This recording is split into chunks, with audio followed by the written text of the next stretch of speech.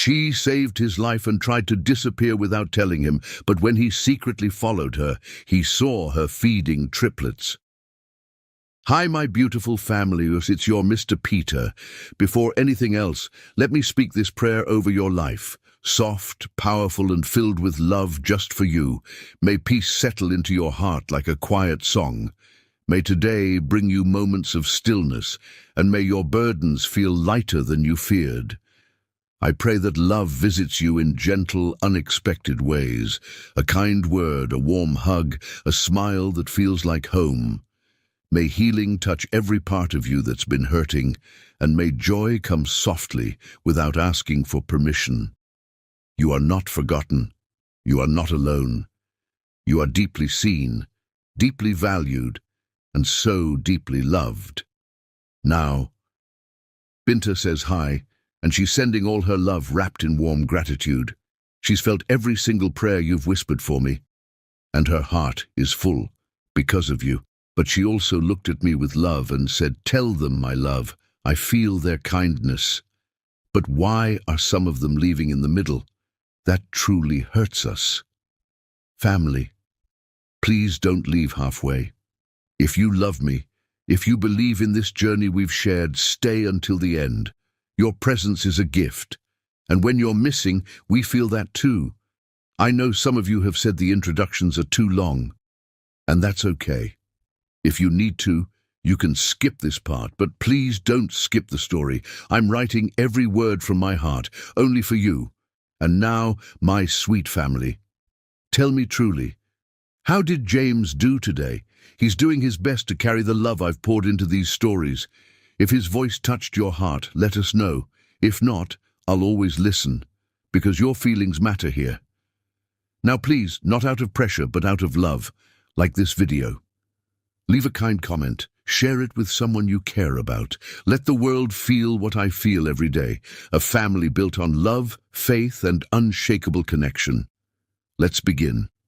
With all my love, always. Death was winning the race, and Jim Rodway knew it. Lightning split the night sky like divine fury as his BMW struggled through the apocalyptic downpour, windshield wipers battling uselessly against sheets of rain that turned the world into liquid chaos. 32 years of commanding boardrooms and bending million-dollar deals to his will meant nothing now. Tonight he was just a desperate son racing to reach his dying father's bedside and losing. "Hold on, Dad. Please, just hold on," he whispered through gritted teeth, his knuckles white against the steering wheel. The call had shattered his perfect evening 28 minutes ago.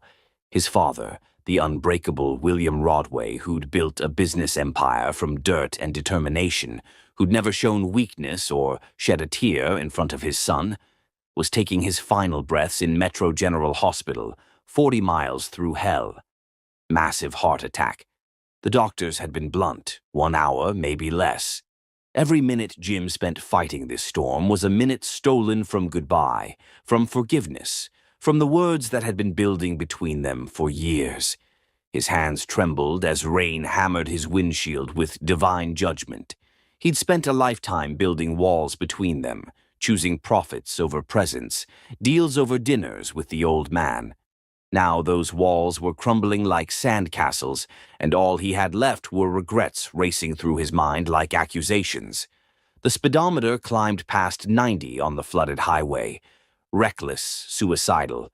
He didn't care. His phone lit up again, another call from the hospital. Jim's heart seized. Was it over? Had he lost his last chance to tell his father he loved him, to beg forgiveness for choosing money over the man who'd given him everything? He reached for the phone with shaking fingers, his eyes leaving the road for one fatal heartbeat. The deer materialized in his headlights like a ghost. Time shattered into fragments. The world became spinning metal, exploding glass, and the sickening symphony of his BMW careening off the highway and tumbling down the rain-soaked embankment. Jim's last coherent thought before darkness swallowed him was his father's disappointed face, and how he'd failed him one final, unforgivable time. 23 minutes later, Almetta L. Smith fought her way through the storm, each step a battle against wind that seemed determined to drive her to her knees. Her threadbare jacket offered no protection against the deluge, and her worn sneakers squelched through puddles that had become treacherous streams. She'd been working late at the medical center, completing her final nursing certification requirements when the last bus broke down. Now she had to walk the 5 miles home through this hellish storm. "Lord, I know you don't give us more than we can handle," she murmured to the storm, rain streaming down her face like tears. "But I'm running mighty low on strength here." At 26, Almetta had buried more dreams than most people dared to have. College was a fantasy she'd abandoned when her mother died, leaving her to care for her ailing grandmother. Love was a luxury she couldn't afford when every dollar went to medicine and rent. But despite the poverty, the loneliness, the constant struggle, her heart remained unbroken. Her faith burned steady as a lighthouse in the storm. The flash of twisted metal caught her eye as lightning illuminated the roadside carnage. Down the muddy embankment, a luxury car lay crumpled against an ancient oak tree, steam rising from its destroyed engine like the breath of something dying. Someone was trapped inside. Without hesitation, Almetta scrambled down the treacherous slope, falling twice and scraping her knees raw.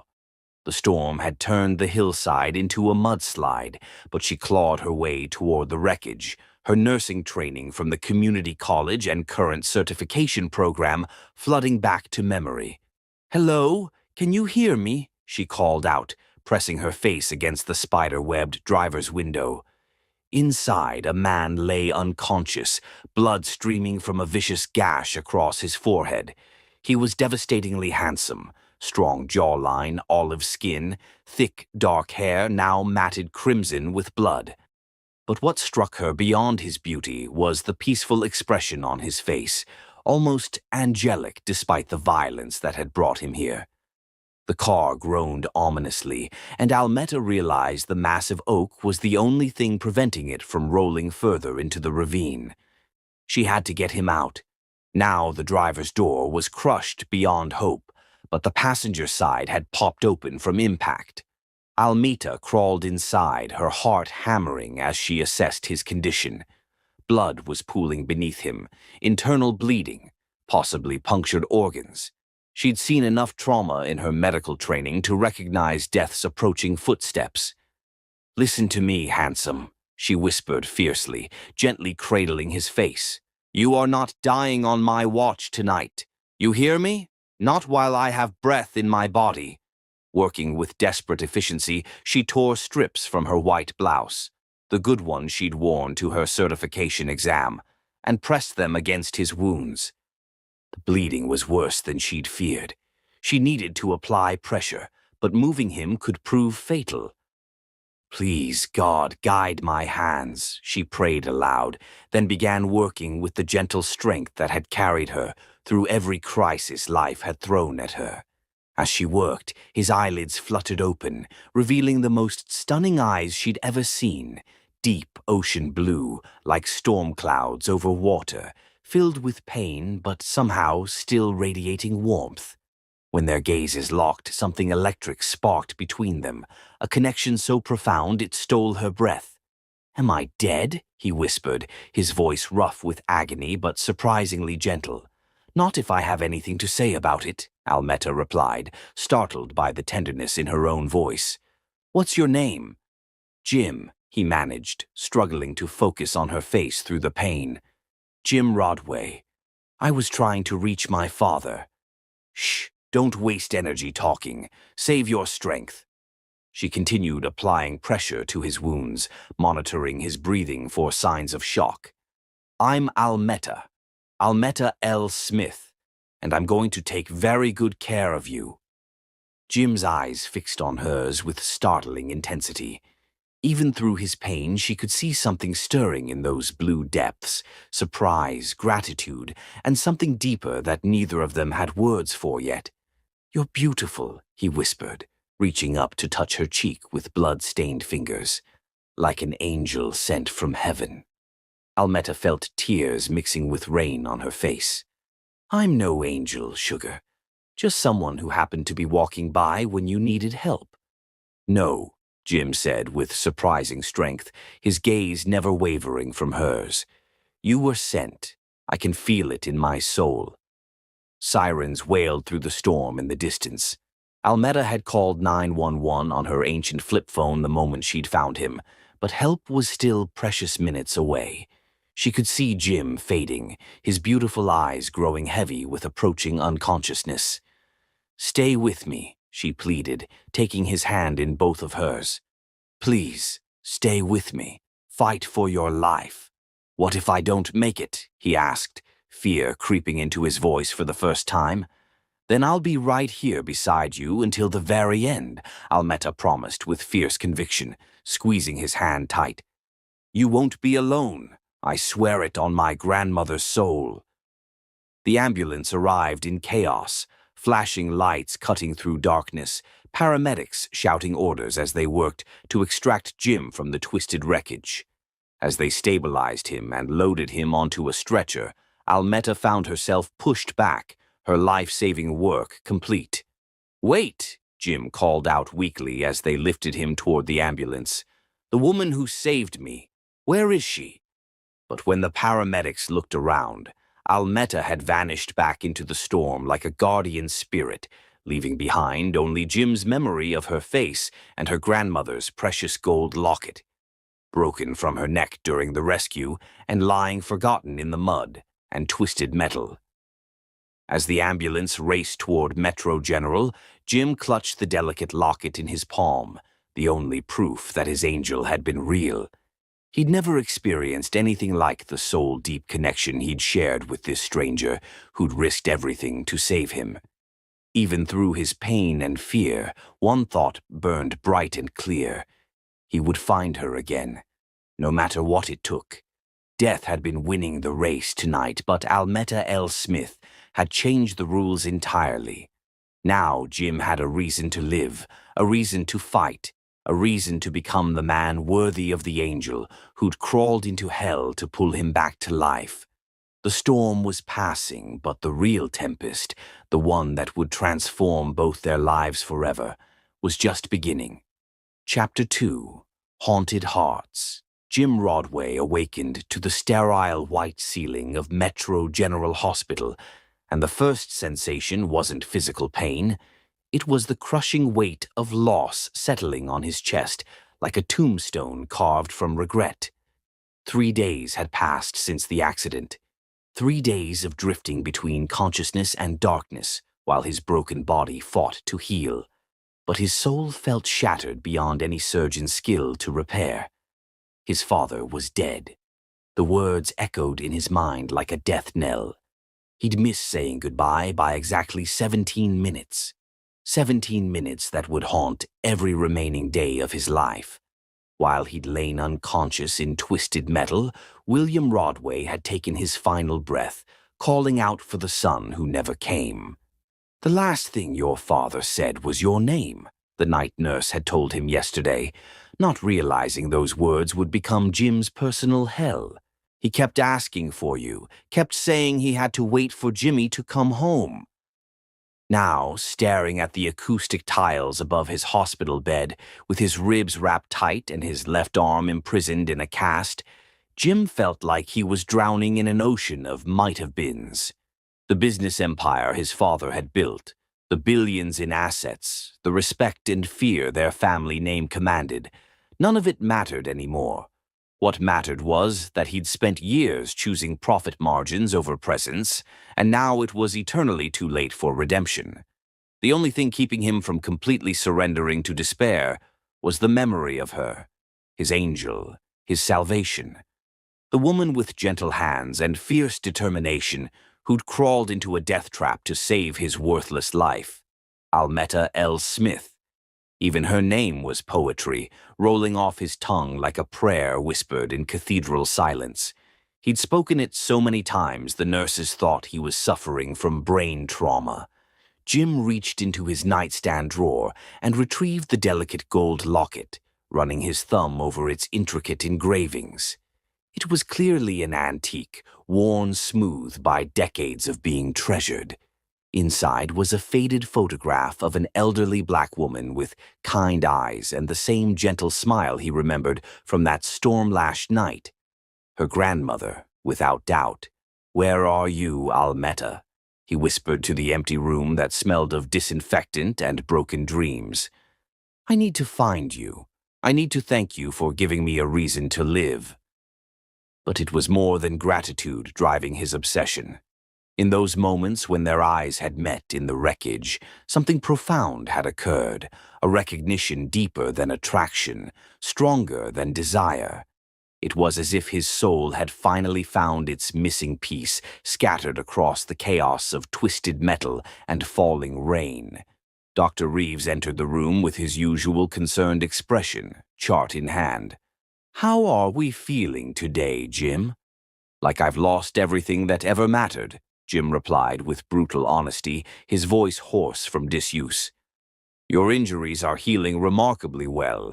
The broken ribs will take another few weeks, but you're young and strong. Physically, you'll make a complete recovery." "And emotionally?" Jim clutched the locket tighter. "My father's dead because I couldn't reach him in time. The woman who saved my life has vanished like she never existed. How do you recover from that kind of devastation?" Dr. Reeves settled into the visitor's chair, his professional demeanor softening. "Grief isn't a wound you heal, Jim.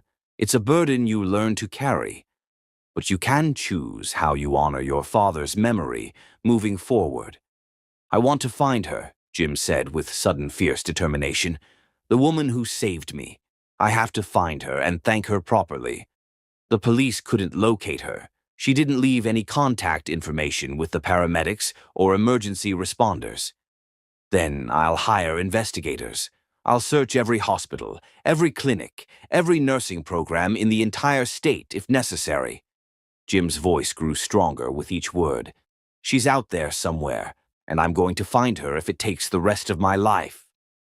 8 miles away, in a cramped studio apartment above Chen's laundromat, Almetta L. Smith was waging her own war against grief and crushing guilt. Her grandmother, the woman who'd raised her with nothing but unconditional love and endless sacrifice, had passed away 1 week after the storm, her weak heart finally giving out after months of declining health. The timing felt cruel, losing her grandmother so soon after that life-changing night in the storm. "I'm so sorry, Grandmama," she whispered to the oppressive silence, clutching the faded photograph that was all she had left, of the locket her grandmother had given her on her 16th birthday. "I lost your necklace, the one your own mother gave you, the one you wore every single day. I failed you when you needed me most." The funeral had been yesterday, a simple graveside service attended by a handful of elderly neighbors and Pastor Williams from their tiny Baptist church. Almetta had worn her only black dress, the one with the carefully hidden hole near the shoulder that she'd tried to conceal with strategic safety pins. She'd stood alone beside the cheap casket, watching them lower the woman who'd been her mother, father, and best friend into the unforgiving ground. Now she sat in the suffocating silence of an apartment that felt cavernous without her grandmother's warm presence. The medical bills had devoured everything, their meager savings, the little jewelry her grandmother had treasured, even the small television that had been their only entertainment. All that remained were memories and the crushing weight of solitude. But through her grief, one memory kept surfacing like a lifeline thrown to a drowning woman. The man in the wreckage, Jim, with his ocean blue eyes and the way he'd looked at her like she was something precious instead of someone worthless. In those terrifying moments when she'd thought he might die in her arms, she'd felt a connection so powerful it had taken her breath away. "You were sent," he'd said with such conviction, and despite everything, Almetta found herself believing it. Maybe she had been sent, not just to save his life, but to discover that she was capable of being someone's salvation, that even someone like her, with nothing to offer but determination and love, could make a difference in this cruel world. The knock at her door startled her from her thoughts. Almetta wiped her eyes and opened it to find Mrs. Chen from downstairs, holding a steaming plate covered with aluminum foil. "Chicken and rice," the elderly woman said in her careful English, her weathered face kind with concern. "You too, Skinny. Need eat more." "Thank you, Mrs. Chen," Almetta managed, accepting the warm plate. "That's incredibly kind of you. You good girl. Take care of grandmother like Angel. Now you take care of yourself, okay? No more crying alone." As Mrs. Chen shuffled back downstairs, Almetta felt fresh tears threatening. Kindness from near strangers seemed to completely undo her these days. She found herself thinking about Jim again. Had he survived his injuries? Had he made it to his father's bedside in time? The not knowing was eating at her soul like acid. She'd considered going to the hospital to check on him, but what would she say? How could she prove she was the woman who'd saved him? She had no identification, no way to verify herself. And besides, what business did a poor girl like her have visiting a man who'd clearly been wealthy, judging by his expensive car and designer clothes? Their worlds existed in different universes. The storm had brought them together for one miraculous moment, but dawn had revealed the harsh truth. She was nobody special, just a woman who'd happened to be walking by when fate intervened. But late at night, when sleep eluded her and the apartment felt like a tomb, Almetta found herself touching her bare neck where the locket should have rested and remembering the way Jim had whispered her name. Like it was something sacred, like she was someone worth knowing, worth remembering, worth finding again. "Almetta L. Smith," she whispered to herself, trying to hear it the way he had. For just that moment in the storm, she'd felt like she could be somebody's angel instead of somebody's burden. Meanwhile, across the city in his penthouse apartment overlooking the glittering skyline, Jim stood at floor-to-ceiling windows watching the lights twinkle below like earthbound stars. He'd been released from the hospital that morning, but his luxurious home felt like a mausoleum filled with the ghost of his father's expectations. Every surface held reminders of William Rodway, the antique chess set they'd played on when Jim was young, framed photographs from business trips they'd taken together, contracts they'd signed side by side building their empire. The silence was deafening. His phone had been ringing constantly, business associates offering hollow condolences, lawyers requiring signatures for the inheritance, reporters wanting statements about the future of Rodway Industries. Jim had ignored them all. Let the corporate vultures circle. He had infinitely more important matters demanding his attention. "Mr. Blake?" he said into his phone, calling the most expensive private investigator money could buy. "I need you to find someone for me, a woman named Almetta L. Smith. She saved my life 3 nights ago, and I need to thank her properly. Can you provide any additional details, physical description, approximate age, last known address?" Jim closed his eyes, bringing her face into perfect focus in his memory. Mid-20s, African-American, about 5'6". Breathtakingly beautiful. She was walking through the storm near Highway 287 around midnight. She has medical training, knew exactly what to do when she found me bleeding out. "That's not much information to work with, Mr. Rodway." "Then you'd better start working harder," Jim said with quiet intensity. "I don't care what it costs or how long it takes. Find her, Blake. Find my angel." As he ended the call, Jim touched the locket again, feeling its warmth against his palm. Somewhere in this vast city, his salvation was grieving too. He could sense it in his bones, feel it in the connection that transcended physical distance. The bond they'd shared went beyond the accident. It was soul deep and absolutely unbreakable. "I'm going to find you, Almetta," he promised the night sky that sparkled with possibilities. "And when I do, I'm going to spend whatever time I have left proving that some things matter more than money. Some people are worth everything." Neither of them found sleep that night. Both lay staring at different sections of the same star-filled sky, both carrying pieces of each other's hearts without fully understanding the magnitude of what had begun. The storm had ended, but the real tempest, the one that would reshape both their lives in ways they couldn't imagine, was just beginning to gather strength. Chapter 3. Ultimate Sacrifice. 2 weeks after laying her grandmother to rest, Almetta thought she'd experienced the deepest heartbreak possible. She was devastatingly wrong. The call shattered her restless sleep at 2:47 a.m., jolting her from dreams filled with storm-blue eyes and gentle voices.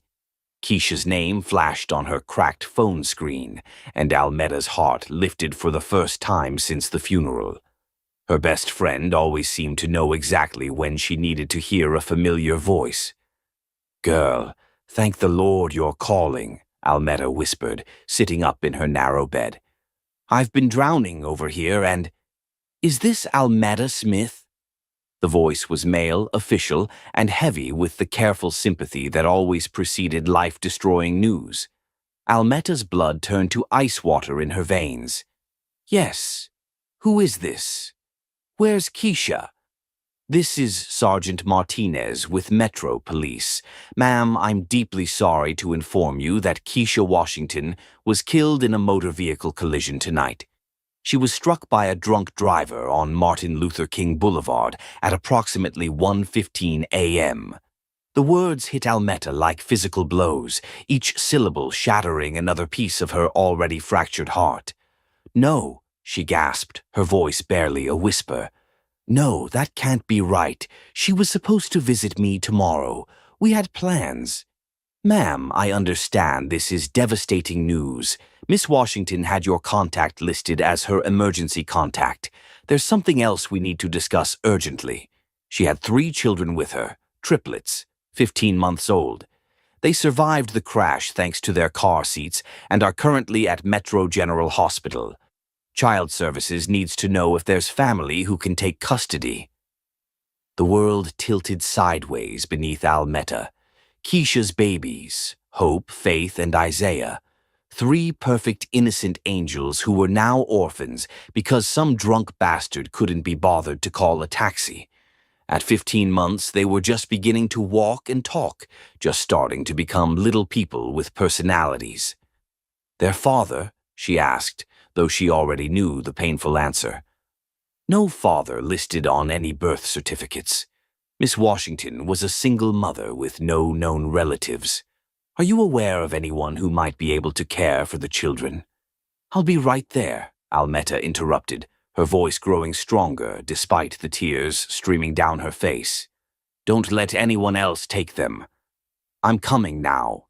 She threw on clothes and ran through empty streets, her heart pounding with equal measures of grief and desperate purpose.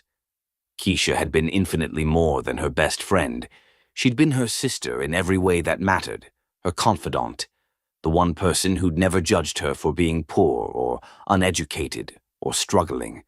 They'd grown up together in the foster system, 2 throwaway kids who'd found family in each other when the world offered nothing but disappointment.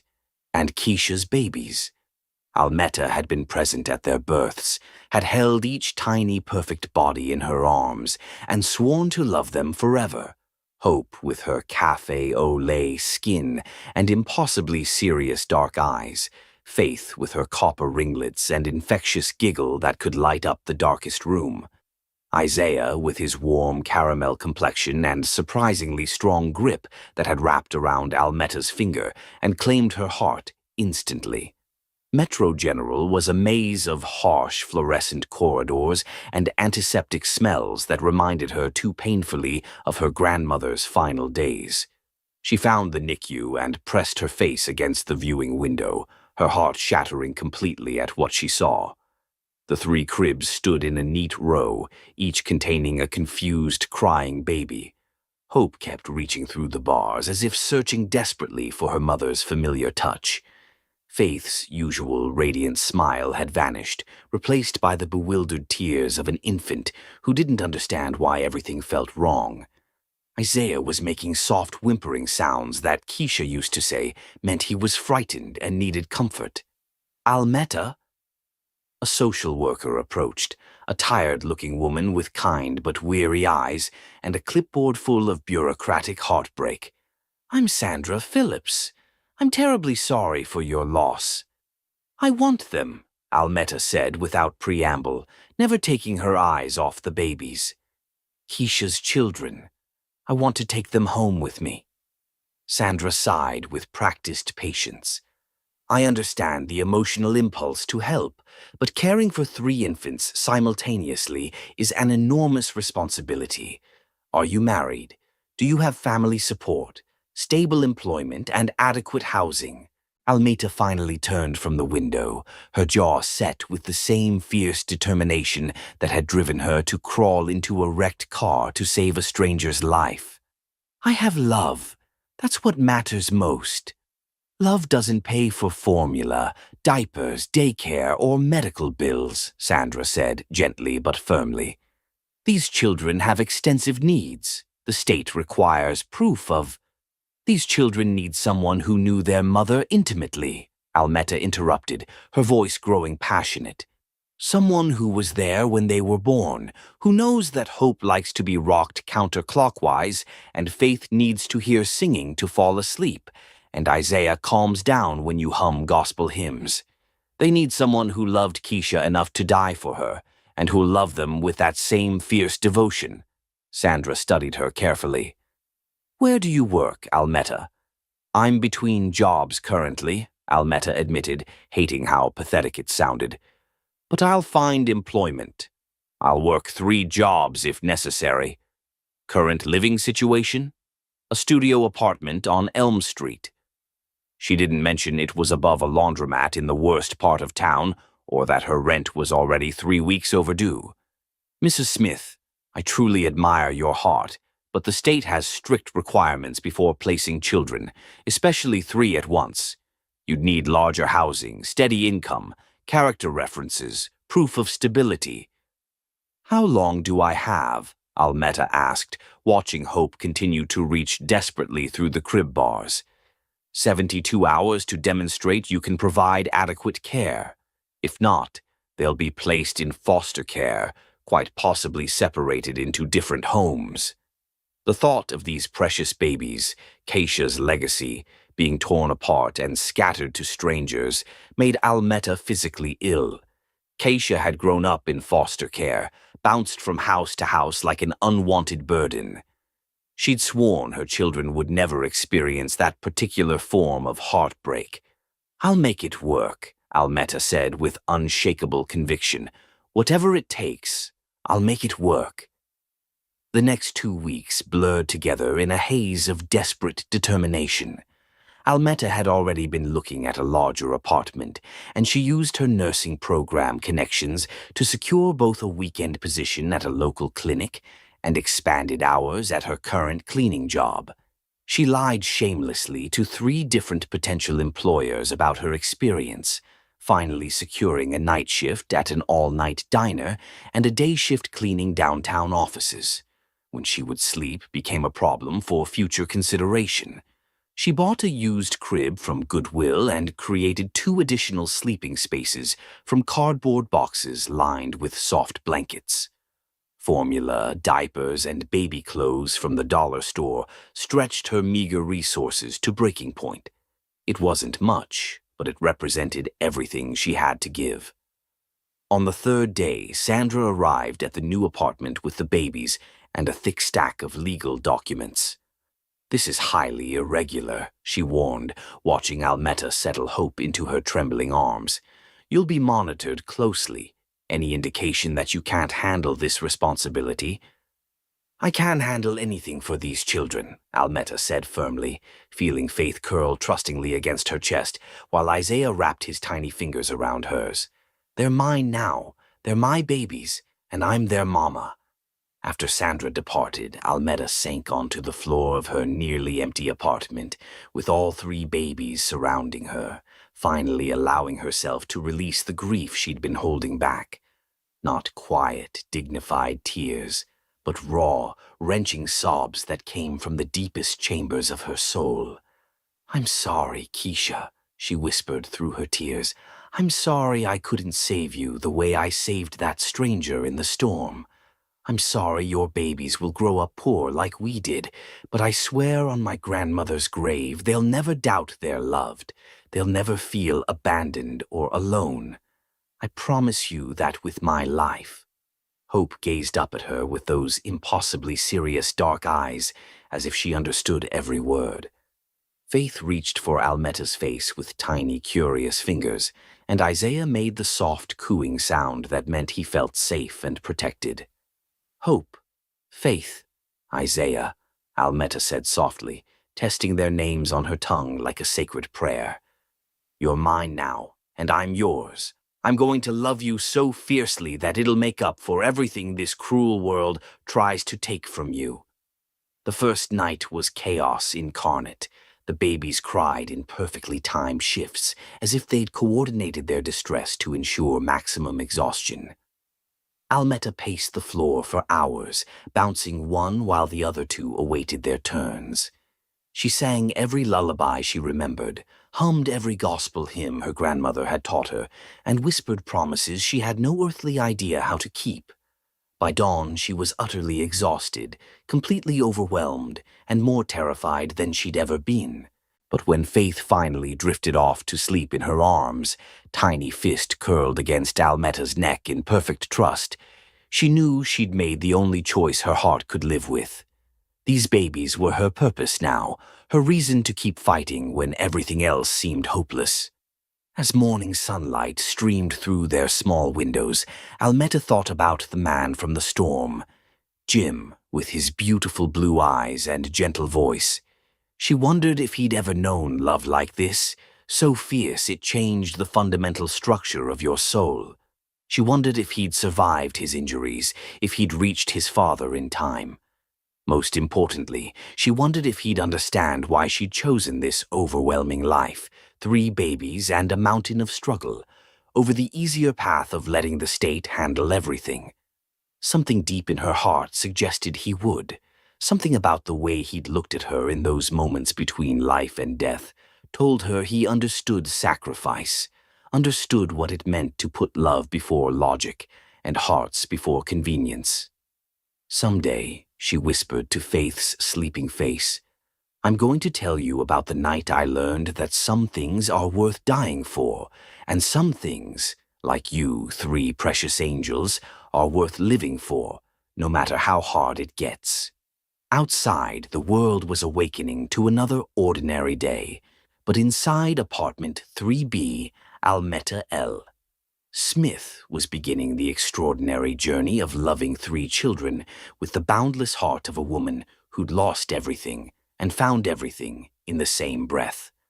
The road ahead would be impossibly difficult, but she'd walk it gladly for the privilege of being their mama. Chapter 4.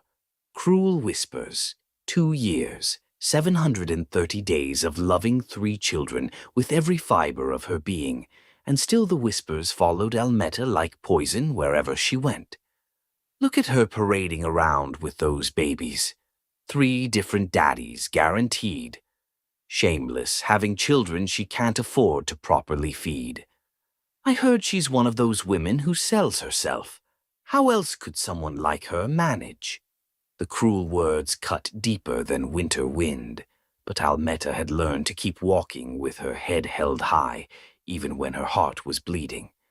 She pushed the second-hand stroller down the cracked sidewalk of Maple Street, 3 beautiful toddlers chattering and pointing at the world with innocent wonder that made every sacrifice worthwhile. Hope, now 3.5, sat regally in front with her serious dark eyes absorbing everything like she was cataloging details for future reference. She was the deep thinker, already reading simple words and forming complete sentences with careful precision. Faith bounced beside her, copper curls catching afternoon sunlight as she babbled joyfully to every person they passed. And Isaiah, secure in back, hummed one of the gospel songs Almeta sang during their bedtime routine, his voice sweet and pure despite his tender age. They were absolutely perfect, intelligent, loving, resilient children who deserved infinitely better than the judgment that followed them like a dark cloud. "Mama, why does that lady keep staring at us with mean eyes?" Hope asked in her clear, observant voice, pointing toward Mrs. Henderson, who stood on her porch with arms crossed, radiating disapproval like heat from a furnace. Almeta's heart clenched painfully. At barely 3 years old, Hope was already noticing the stares, the whispers, the way people treated their little family differently. "Some people don't understand families like ours, sweetheart, but that's their problem, not ours." "Are we different?" Faith piped up, her sunny disposition temporarily clouded with confusion. "We're special," Almeta said firmly, stopping to kneel beside the stroller. "I love you 3 more than all the stars in heaven, and that love makes us the strongest family in the world. Remember that when people say unkind things." Isaiah reached out to pat her cheek with his sticky little hand. "Love you too, Mama. Love you biggest." Those simple words nearly destroyed her composure, as they did every single time. These children called her Mama with such complete trust, such pure affection, that it made all the sleepless nights and empty stomach pangs seem like small prices to pay. They continued toward Murphy's Market. Almeta's carefully counted bills crumpled in her worn purse. $41.37 to last until Friday. She'd calculated 3 times. Formula for Faith, who remained picky about solid foods, milk for the older 2, bread, peanut butter, and if luck smiled on them, maybe some chicken to stretch into soup for the week. The sliding doors wheezed open with mechanical exhaustion, and immediately Almeta felt the familiar weight of judgment settling on her shoulders like lead. Conversations quieted as they passed, eyes tracked their progress down each aisle, and she heard the whispered comments people thought she couldn't detect. 3 babies and no husband in sight. Absolutely shameful. I heard she doesn't even know who fathered them. Living off government assistance while decent people work honest jobs. If only they knew the truth. If only they understood that Almeta worked 3 demanding jobs, cleaning offices from 4 a.m. to 8 a.m., watching Mrs. Rodriguez's children from 8:30 a.m. to 3 p.m., and stocking shelves at Corner Market from 8 p.m. to midnight. She survived on 4 hours of sleep, lived on coffee and pure determination, and every hard-earned penny went directly to caring for Hope, Faith, and Isaiah. But she couldn't reveal the truth about Keisha without dishonoring her best friend's memory. The explanation would only generate more questions, more judgment, more opportunities for small minds to find fault. Better to endure their assumptions and focus on what truly mattered. Loving these precious children. "Mama, I'm thirsty," Isaiah whispered, tugging gently on her faded jacket. "When we get home, baby boy." "Mama's got some nice juice waiting for you." She didn't mention that the juice was mostly water with a splash of apple concentrate to make their supplies last longer. The children never complained, never demanded more than she could provide. Sometimes their contentment broke her heart more thoroughly than tears would have. At the checkout line, familiar shame washed over her as she counted bills and coins, acutely aware of people behind her watching every transaction with barely concealed disdain. Mrs. Patterson from their small Baptist church turned with a smile that never quite reached her calculating eyes. "Almeta, dear, how are you managing with those 3 little ones?" "We're doing just fine, Mrs. Patterson. Thank you for asking. It must be incredibly difficult, especially without—" She paused meaningfully, glancing at the children. "Well, without proper male support. Have you considered that there are assistance programs for women in your particular situation?" The condescension dripping from her voice made Almeta's jaw clench, but she forced a polite smile. "What situation would that be, ma'am?" Mrs. Patterson flustered, realizing she'd ventured into territory she couldn't navigate gracefully. "Well, I simply meant 3 children is overwhelming for anyone to handle alone. I'm never alone, Almetta said quietly, gathering Hope into her arms as the little girl began to fuss, sensing adult tension. I have everything I need right here with me. As they exited the store, Hope looked up with those wise, perceptive eyes. That church lady was being mean to you, wasn't she, Mama? Almetta's heart fractured a little more. Sometimes grown-ups say thoughtless things without considering how they affect other people. But that's not your concern, precious girl. Your only job is being happy, healthy, and loved. I am loved, Hope declared with the absolute certainty of a child who'd never questioned it. You love us bigger than the whole entire universe. Walking home through their neighborhood, a collection of run-down apartments, barred windows, and shattered dreams, Almetta reflected on how dramatically their lives had changed since that storm-filled night. Sometimes, in quiet pre-dawn moments when she allowed herself to think about Jim Rodway, she wondered what had become of him. Had he recovered completely from his injuries? Had he found peace with his father's death? She still experienced dreams about him occasionally. Those storm-blue eyes, the way he'd looked at her like she was something precious instead of someone to pity. In her dreams, he found her, told her she was beautiful, made her feel like the angel he'd called her that night. But dreams were luxuries she couldn't afford to indulge.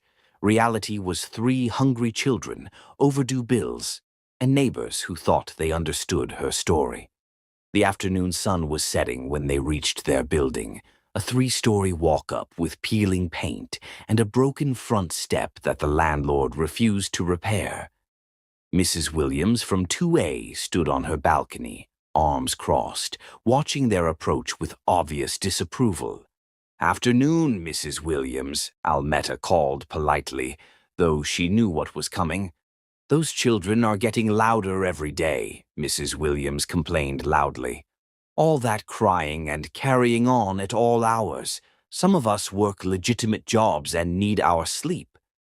Almetta bit back the response that she worked twice as many hours as Mrs. Williams ever had. "I'll make sure they keep it down. They're just excited about being outside." "Well, they better learn some discipline.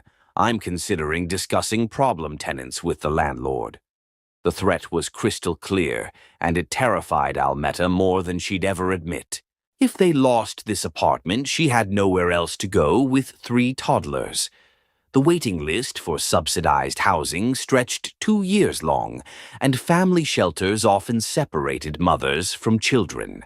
Upstairs in their cramped apartment, Almetta began the evening routine that had become their salvation: dinner preparation, bath time, stories, and lullabies. She watched Hope patiently help Faith with her sippy cup, saw Isaiah spontaneously share his crackers without being asked, and marveled at how much genuine love could flourish in such limited space. "Tell us the story about the princess who saved the prince," Faith requested as Almetta tucked them into their shared sleeping area, a mattress on the floor with carefully arranged blankets for safety. It was their favorite tale, one Almetta had created from fragments of that night in the storm. In her version, a brave princess found a wounded prince and saved his life with her courageous heart. The grateful prince spent the rest of his days ensuring no one was ever unkind to the princess again. "Did the princess have babies like us?" Isaiah asked sleepily. "The princess had the most wonderful children in all the land," Almetta said softly, stroking his silky hair. "And she loved them so powerfully that her love made them stronger than any cruel words people might say." "Are we strong, Mema?" Hope whispered. "You're the strongest, bravest, most amazing children who ever lived," Almetta assured her. "And no matter what anyone says or thinks, remember that you are deeply loved, completely wanted, and absolutely perfect exactly as you are."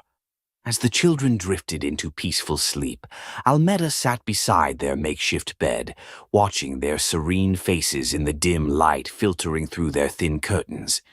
Tomorrow would bring more whispers, more judgment, more struggle. But tonight, in this precious moment, they were safe and loved and together. She found herself thinking again of Jim Rodway, wondering if he'd ever understand the choice she'd made.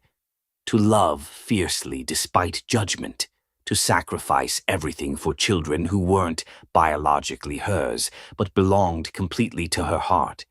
She hoped that wherever life had taken him, whatever his circumstances had become, he'd discovered the same kind of transformative love that made all hardship bearable.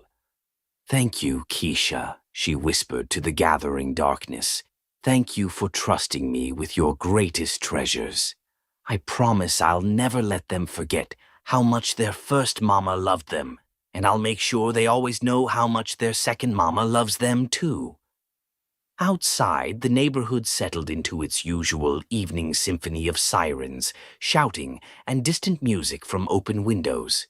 But inside apartment 3B, 3 children slept peacefully under the fierce protection of a woman whose love was stronger than poverty, judgment, or fear. Chapter 5. The Discovery. The call arrived on a Tuesday morning that seemed ordinary, but would alter everything forever. Jim Rodway stood in his corner office on the 42nd floor, gazing out at the city sprawling below like a concrete jungle of lost dreams. 8 months, 3 weeks, and 6 days since the accident. He knew the exact count because he'd marked each day like a prisoner awaiting parole, living for the moment he'd find her again. "Mr. Rodway?" His assistant's voice crackled through the intercom. "Mr. Blake is here to see you." Thomas Blake, the private investigator who'd been searching for Almetta, entered with an expression Jim had learned to read like storm clouds. Today, something fundamental was different. Today, Blake carried the look of a man who'd been sitting on important news. "You found her 6 months ago," Jim said, not bothering with questions. He could feel it in his bones, the same way he'd sensed her presence that night in the storm. "I found her 6 months ago," Blake confirmed, placing a manila folder on Jim's mahogany desk with ceremonial gravity. "But Jim, I wanted to understand her situation completely before we approached, and you needed time to process your father's death. Her circumstances are far more complicated than we imagined." Jim's heart hammered against his ribs as he opened the folder with trembling hands. The first image stole his breath.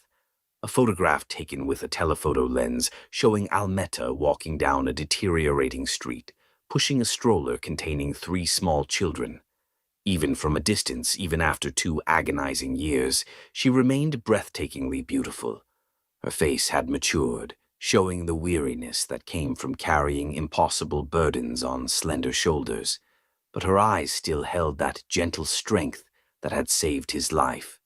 3 children, Blake said quietly, watching Jim's reaction carefully. Triplets, approximately 2.5 years old. Jim stared at the photograph, his mind reeling with implications. 3 children, born around the time of their fateful meeting. The mathematical possibilities hit him like a physical blow, and for a moment, breathing became impossible. Are they? He couldn't complete the devastating question. "I don't believe they're yours, and my investigation confirmed they're not," Blake said carefully. "They're the children of her deceased best friend, Keisha Washington. Birth certificates, hospital records, everything checks out. But the neighborhood doesn't know this, and there's significantly more to this story. Jim, she's living in an extremely rough neighborhood, barely surviving from what I can observe. And the local residents, they're incredibly cruel to her." Jim's hands trembled as he examined more photographs. Almetta at a grocery store, counting coins with heartbreaking precision. Almetta leaving a building at dawn, clearly heading to work while the children slept.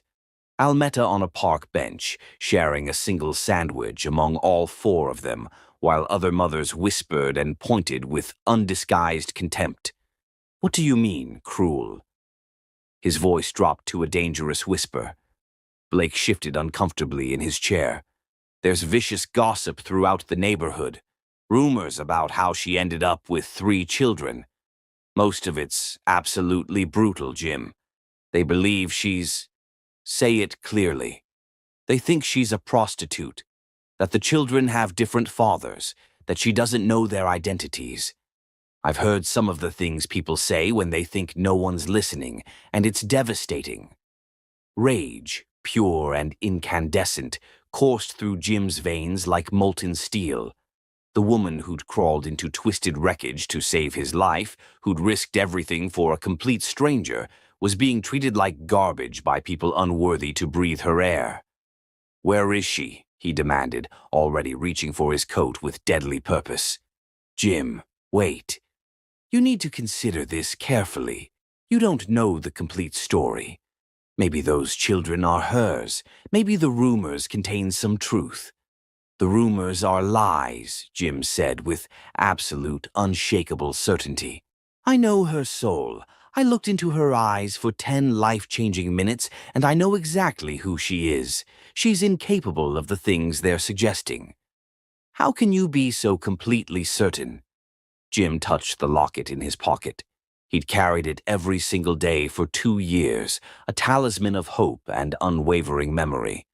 "Because she saved my life expecting nothing in return, because she vanished rather than try to profit from her good deed, because when I was dying she held my hand and promised I wouldn't face death alone.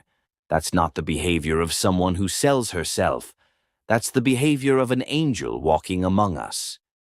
Blake sighed, recognizing the futile task of changing Jim's iron determination. "She lives at 412 Maple Street, apartment 3B. Jim, I must ask, what exactly are you planning to do?"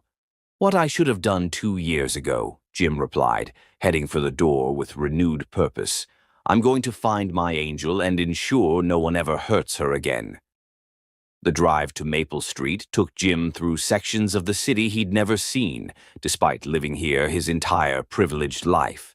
His Mercedes looked absurdly out of place among broken-down vehicles and vacant lots, drawing suspicious stares from people lounging on stoops and gathering around street corners. By the time he reached Almeta's building, he understood completely why Blake had seemed so concerned. This wasn't merely poverty. This was desperation made manifest, the kind of place where hope came to die slowly and dreams were luxuries no one could afford. The thought of Almeta living here, raising 3 children in this environment, made him physically nauseated. He remained in his car for nearly an hour, watching the building, gathering courage to climb those stairs. What would he say? How did you approach someone after 2 years and explain that you'd never stopped thinking about them, never stopped loving them, despite sharing less than 10 minutes of conversation? Movement in a second-floor window captured his attention. A small face pressed against glass, a little girl with copper curls waving enthusiastically at something below. Then another face appeared, more serious, with dark eyes that reminded him powerfully of Almeta. A boy joined them, and all 3 children pressed their faces to the window, pointing and giggling at something in the street. Jim's heart constricted painfully. They were beautiful children, clearly loved and well cared for despite their harsh circumstances. But even from this distance he could see how thin they appeared, how their clothes hung loose on small frames. A door slammed somewhere and the children disappeared from the window. Moments later, Almeta emerged from the building, and Jim's breath caught completely in his throat. She was even more beautiful than his treasured memories had painted her, but there was a fragility now that hadn't existed before. She walked like someone carrying invisible weight, shoulders squared defiantly against the world's judgment. She was heading toward the corner market, he realized, and on impulse Jim exited his car and followed at a respectful distance. He needed to understand her daily life, comprehend what she was facing, before disrupting it with his presence. Inside the small market, he observed from behind a display of canned goods as Almeta carefully selected items, checking prices twice, returning things she couldn't afford.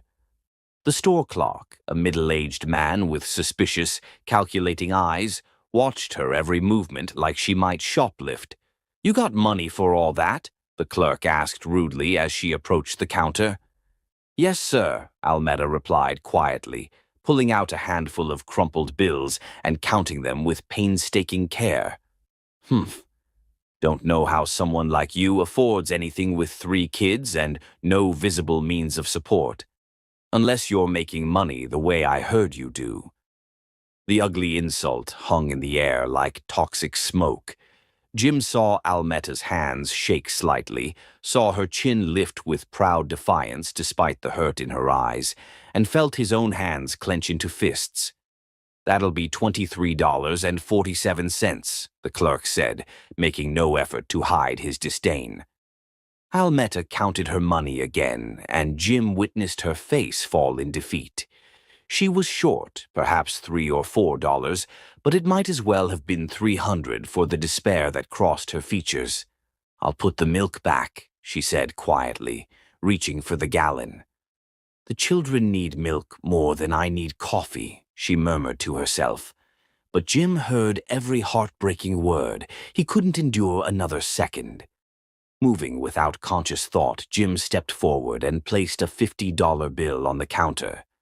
"That should cover everything," he said quietly. Almeta turned, and when their eyes met, the entire world stopped spinning. For a moment that lasted forever, they simply stared at each other, 2 years of longing and loss and desperate hope contained in a single, electric look. "Jim," she whispered, his name falling from her lips like a prayer answered. "Hello, Almeta," he said softly, drinking in the sight of her beloved face. "I've been searching for you for what feels like forever." The store clerk looked between them with confusion and growing irritation. "You two know each other?" Neither answered. They were lost in each other's eyes, in the memory of a stormy night that had changed both their lives irrevocably. "I thought you might be dead," Almeta said, her voice barely audible. "I went to the hospital repeatedly, but they said you'd been discharged, and I didn't know your last name, and I—" "You went to the hospital?"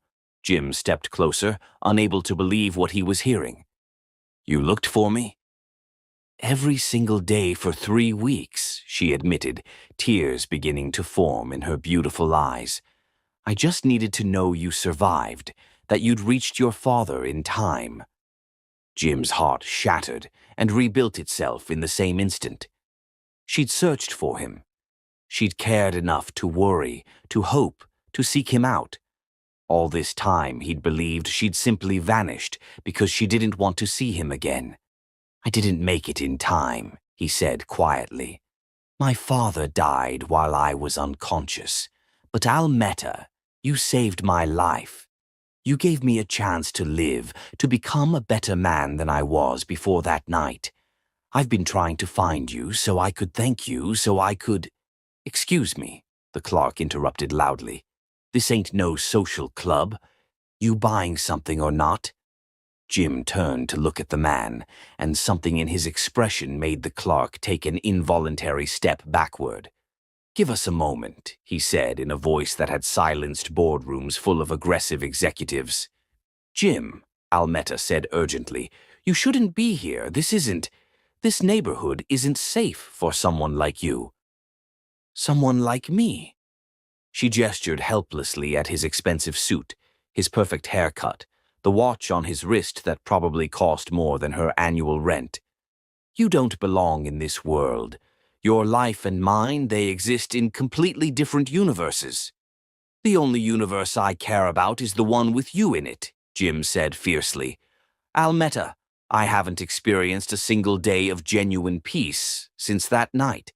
I've thought about you every morning when I wake up and every night before I sleep. I've carried your grandmother's locket like a sacred relic, hoping someday I could return it to you." Her hand flew to her throat, to the place where the locket should have rested. "You have it?" "My grandmother's necklace." Jim pulled the delicate chain from his pocket, and Almeta's tears finally spilled over. She reached for it with trembling fingers, then stopped herself. "I can't," she whispered. "People here, they see me talking to a man like you, and the rumors get infinitely worse. The children don't deserve to suffer more because of me."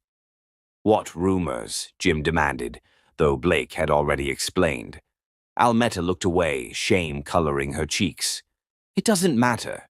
What matters is that you're alive and safe, and now you need to return to your life and forget about me." "I could never forget about you," Jim said passionately. "And I'm not going anywhere until you tell me about these children, about why you're living like this, about what's really happening." Before Almeta could respond, the store clerk slammed his hand on the counter. "I said this ain't no social club. Buy something or get out."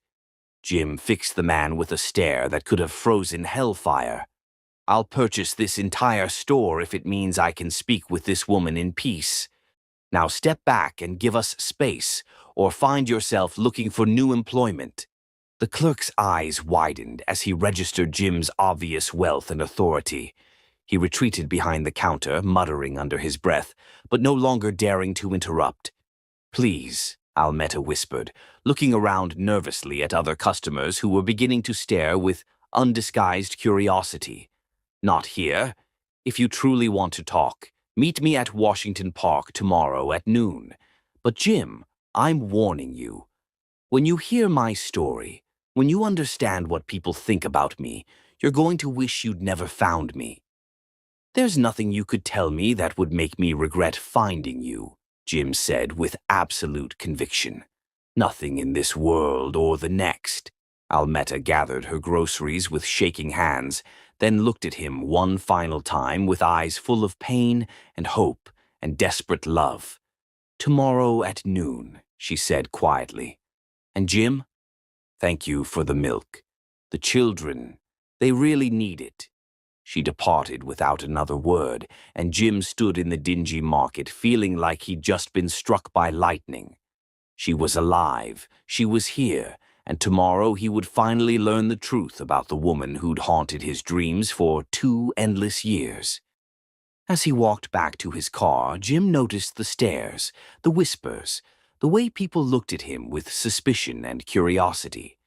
If this was what Almeta faced every day simply for being poor, he could only imagine what she endured because of the vicious rumors about her children. Tomorrow, he decided with iron determination, would change everything. Tomorrow he would begin the process of ensuring his angel never had to face the world's cruelty alone again. Chapter 6. The Approach. Almeta arrived at Washington Park 30 minutes early. Her nerves stretched tighter than violin strings. She'd barely slept the previous night, torn between desperate hope and paralyzing terror. Hope that maybe, somehow, Jim Rodway could be the miracle she'd never dared pray for. Terror that once he learned the truth about her life, he'd look at her with the same disgust that had become her daily bread. She sat on a weathered bench near the playground, watching children from wealthier neighborhoods play on equipment she could never afford to bring hope, faith, and Isaiah to. Their clothes were pristine and new, their laughter carefree in a way that made her heart ache. Her phone buzzed, Mrs. Rodriguez confirming she could watch the children for an extra hour. Almeta had fabricated a story about a job interview, not wanting to explain about Jim. How could she make sense of something she didn't understand herself? "You came." The voice behind her was soft, reverent, and Almeta turned to see Jim approaching with careful steps. He looked different in casual clothes, dark jeans and a simple blue sweater that made his eyes even more striking. But he still radiated confidence that came from a life where doors opened and problems dissolved with money. "I wasn't entirely certain you would," she admitted, gesturing for him to sit beside her. "I would have waited here all day if necessary," Jim said, settling carefully beside her while leaving respectful space. "All week, all year, however long it took." The sincerity in his voice made her chest constrict painfully. "Why, Jim? Why were you searching for me? You don't owe me anything. I simply did what any decent person would have done." "That's where you're absolutely wrong," he said quietly, pulling her grandmother's locket from his pocket and extending it toward her. "Not everyone would have risked their life for a complete stranger. Not everyone would have stayed with me, comforted me, ensured I wasn't alone. You gave me more than just my life that night, Almetta. You gave me hope when I had none left." She accepted the locket with trembling fingers, feeling the familiar weight against her palm. For 8 months, she'd mourned its loss almost as deeply as her grandmother's death. Now, having it returned felt like reclaiming a piece of her soul. "I can't accept whatever debt you think you owe me. I'm not... Jim, I'm not the person you think I am." "Then tell me who you are," he said, gently, his voice carrying infinite patience. "Tell me about your life, about the children. Help me understand the truth." Almetta gazed out at the playground, gathering courage. "Those children, it's complicated," she said quietly, testing the waters. "Their situation isn't what people assume." She felt Jim's attention intensify, felt him leaning slightly closer without invading her space. "I'd like to understand if you're willing to share. People in my neighborhood, they don't know the truth. They think I'm a prostitute. They believe I had 3 babies with different men and don't even know who the fathers are. They think I'm trash walking the earth." The words hung between them like an open wound. Almetta couldn't bring herself to look at Jim's face, couldn't bear to witness the moment when understanding dawned and his opinion shifted. "And you allow them to think that," Jim said slowly, his voice filled with something that sounded like awe. "To protect someone's memory." Almetta's head snapped up in shock. There was no judgment in his expression, no disgust or disappointment, only a kind of profound respect that made her feel simultaneously exposed and cherished. "Their mother was my best friend, Keisha. She died in a car accident when they were 15 months old. I couldn't let people gossip about her, so I let them believe what they wanted about me." "And you've sacrificed your reputation to honor your friend's memory," Jim said with absolute conviction. "I observed you with them yesterday, Almetta. I've never seen children who looked more loved, more secure, despite everything they're facing." "They're incredible children," she said, tears threatening. "Hope is brilliant, already reading simple words. Faith has this laugh that could make angels weep with joy, and Isaiah has a voice like liquid honey when he sings. They deserve so much better than what I can provide."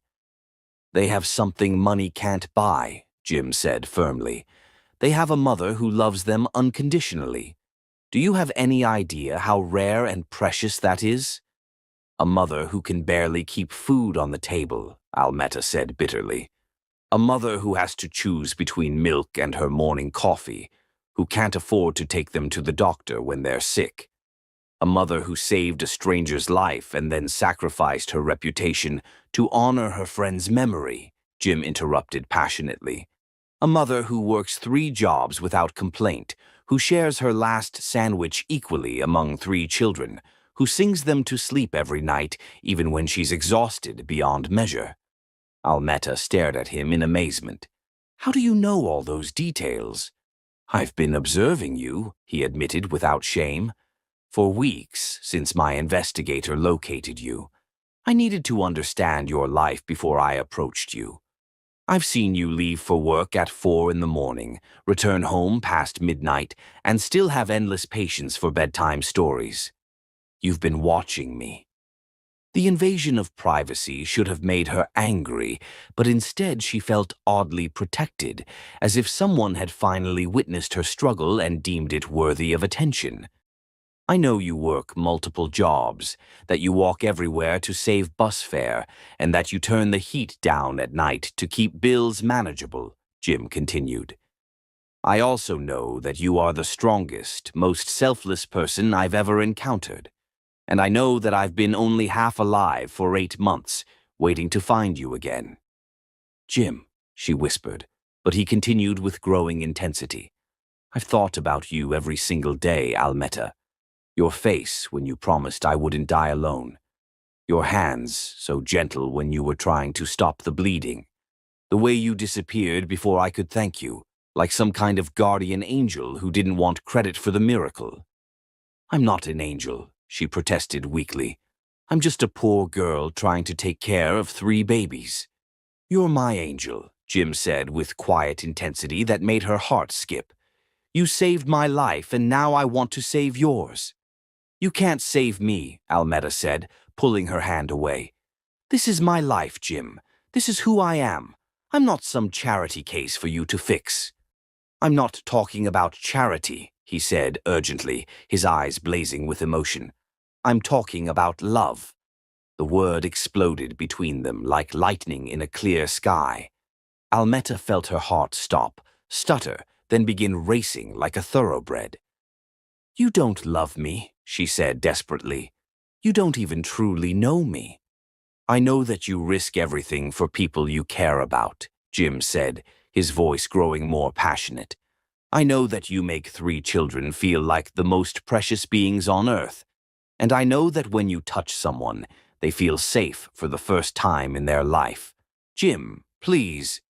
I know that I haven't felt genuinely alive since the night I lost you, he continued, moving closer. I know that seeing you struggle while I live in luxury makes me sick with guilt and rage.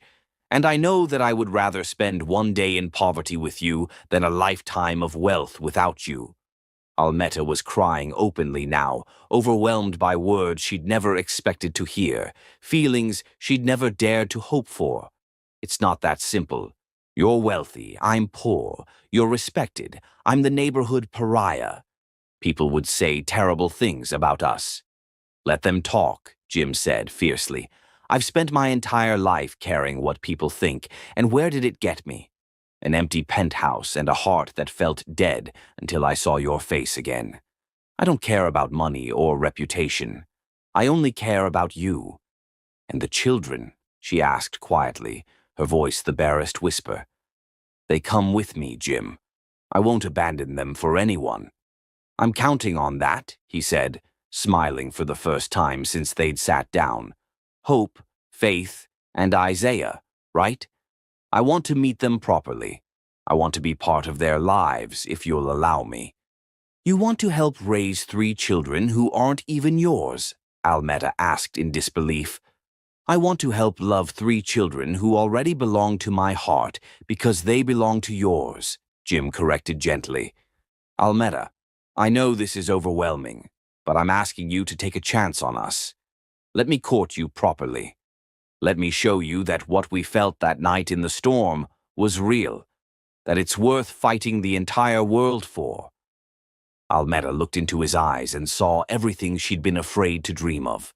Love without conditions, acceptance without judgment, a future where her children could have everything she'd never been able to provide. But she also saw the impossibility of it, the vast gulf between their worlds. I need time to think, she said finally. It's a lot to process. Of course, Jim said immediately. Take all the time you need. But Almeta, promise me you won't disappear again. Promise me you'll give us a chance to see what we could become together. She nodded slowly, clutching her grandmother's locket like a lifeline. I promise. But Jim, you need to understand what you're asking for. Loving me means taking on a life full of struggle and judgment and problems that money can't always solve. Then it's fortunate I'm not afraid of a challenge, he said with a smile that made her heart flutter like butterfly wings. The woman who saved my life in a storm, she's worth fighting the whole world for. As they parted ways, Jim to his Mercedes, Almeta to the bus stop, both carried the electric awareness that everything was about to change irrevocably. For better or worse, Their worlds were about to collide in ways that would test every assumption they'd ever made about love, sacrifice, and what it truly meant to save someone's life. Chapter 7. Growing Closer. The first time Jim met the children properly, Hope studied him with those impossibly serious dark eyes for 10 full minutes before speaking a single word. "Are you the prince from Mama's story?" she asked finally, her small voice filled with curiosity and careful caution. Jim knelt to her level, understanding instinctively that this moment would determine everything that followed. "I don't know about being a prince, but your mama is definitely the angel who saved my life." Faith, ever the fearless one, stepped forward boldly and touched his face with sticky fingers. "You have pretty eyes like the sky when it's happy." Isaiah hung back initially, humming one of his gospel songs and observing with wisdom that seemed far too ancient for his young face. When Jim looked directly at him, the little boy stopped humming and offered a smile so pure and trusting it nearly brought Jim to his knees. "They like you," Almetta said softly, wonder evident in her voice. "They're usually quite shy with strangers." "Maybe I'm not a stranger," Jim replied, his eyes never leaving hers. "Maybe some souls recognize each other immediately." That conversation had occurred 3 weeks ago, and now Jim's presence had become intricately woven into the fabric of their daily lives. He appeared every evening after work, bringing groceries that he claimed were extras, toys that were supposedly samples, and books that happened to be lying around his apartment. Tonight he sat on the floor of their tiny living room, Faith curled against his side as he read "Goodnight Moon," his patient voice never betraying irritation at the repetition. Hope was teaching him to braid her doll's hair with intense concentration, while Isaiah sat contentedly in Almetta's lap, humming along to Jim's reading. "I think it's time for bed," Almetta interjected when Faith demanded another reading. "Will you sing to us?" Hope asked Jim hopefully, and Almetta's heart clenched. The children had begun looking to Jim for comfort, security, affection. "I'm not much of a singer," Jim said apologetically, "but maybe your mama will sing while I listen." As Almetta went through the bedtime routine, Jim helped without being asked. He lifted Isaiah into the bathtub with careful gentleness, helped Faith locate her favorite stuffed elephant, sat patiently while Hope read him a story she'd invented about a dragon who learned to share. When the children were finally settled, Almetta sang the lullaby her grandmother had sung to her. Jim stood in the doorway, watching with an expression of such tender longing that it made her breath catch. "You're natural at this," she said quietly when they moved to the kitchen. "I've never experienced this before," Jim admitted, drying dishes in her small sink. "A family dinner, bedtime stories, children who trust me to keep them safe. I didn't know it could feel so sacred." They worked in comfortable silence until they stood facing each other in the narrow space between counter and table. "Almetta," Jim said softly, reaching up to touch her face, "I need to tell you something important." The gentleness in his voice made her heart race dangerously. "What is it?" "I'm falling in love with you," he said simply, honestly. "Not just grateful, not just infatuated. Really, truly, completely in love with you and those 3 beautiful children and this life you've built with nothing but determination and faith." "Jim," she whispered, but he pressed on. "I know it's too soon to say such things, but I need you to know. When I watch you with Hope, Faith, and Isaiah, when I see how they look at you like you hung the moon and stars, when I see you give them everything without a second thought, I fall deeper every time." Almetta felt tears prick her eyes. "I'm scared. This feels too good to be real. Men like you don't fall in love with women like me." "What kind of woman are you, Almetta?" he asked, moving closer. "Poor, uneducated, struggling, carrying baggage that isn't even mine." "You're brave," Jim corrected firmly. You're loving, generous, strong beyond measure. You're a woman who saves lives and sacrifices for others and makes 3 children feel like royalty even when you're eating peanut butter sandwiches for dinner. Those children deserve so much better. Those children have the best mother in the world, he interrupted passionately. And if you'll let me, I'd like to spend the rest of my life helping you give them everything they deserve.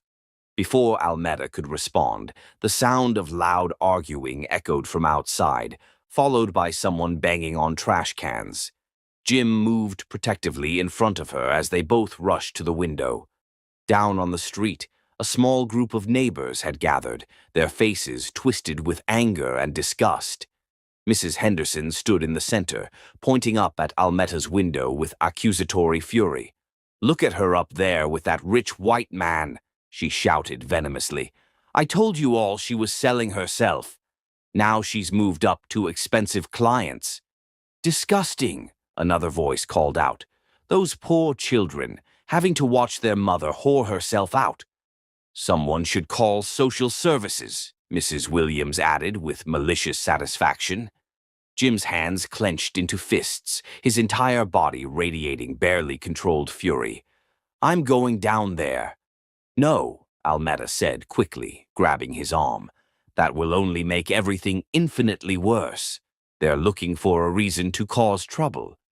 Someone threw a bottle that shattered against the building wall below their window. In the bedroom, one of the children started crying in fear. "They're terrorizing innocent children," Jim said, his voice dangerous. "This is my life, Jim," Almeta said, her voice breaking as she hurried to comfort the frightened children. "This is what I tried to warn you about. Being with me means dealing with this hatred." Hope was sitting up in bed, tears streaming down her face. "Mama, why are they yelling? Why are they angry at us?" "Some people don't understand our family, precious girl," Almeda said, pulling all 3 children close. "But they can't hurt us as long as we love each other." Faith buried her face against Almeda's shoulder. "I'm scared, Mama." "I know, sweetheart, but we're safe up here. No one can hurt us while we're together." Jim stood in the doorway watching the woman he loved comfort 3 terrified children while an angry mob gathered outside their home, and something fundamental shifted inside him. This wasn't just about his feelings anymore. This was about protecting a family that had become his heart and soul.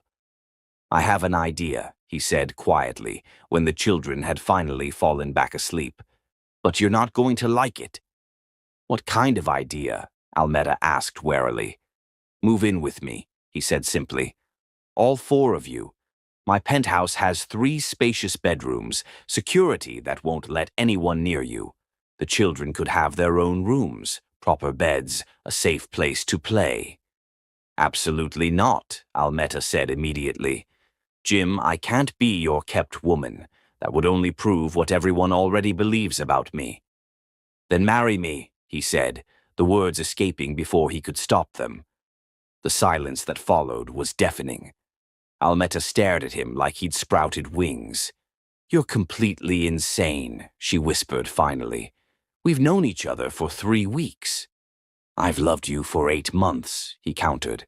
"And not just loved the idea of you, but loved the reality of who you are. I've seen you at your most vulnerable, most overwhelmed, and I've never been more certain of anything in my entire life. Marriage is about more than love, Jim. It's about compatibility, about building a life together. About choosing to love someone every day for the rest of your life," he interrupted.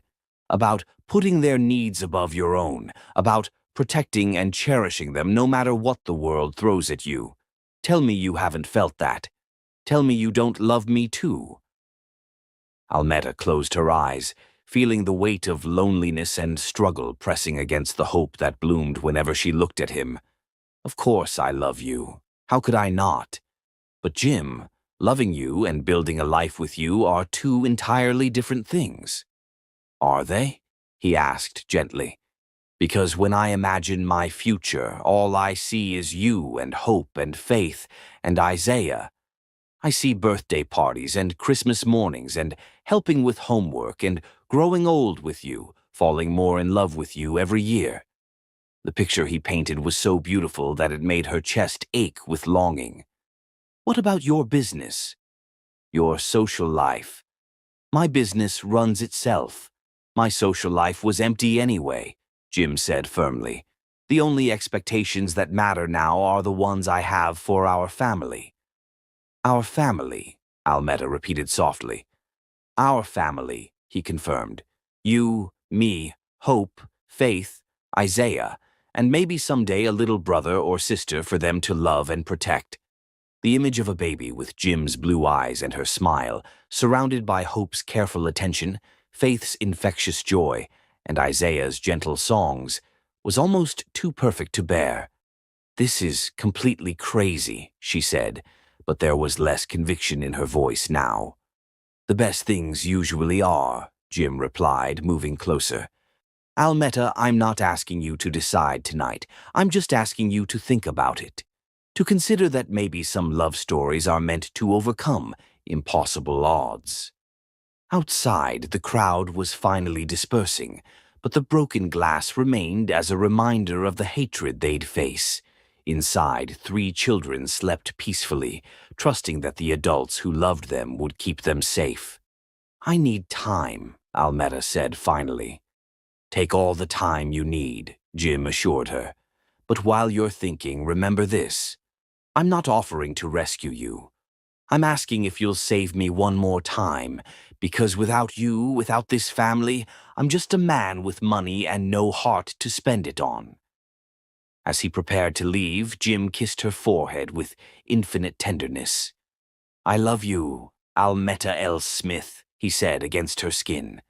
And I love Hope and Faith and Isaiah like they were my own blood. That's not going to change whether you marry me tomorrow or never. That's just who I am now.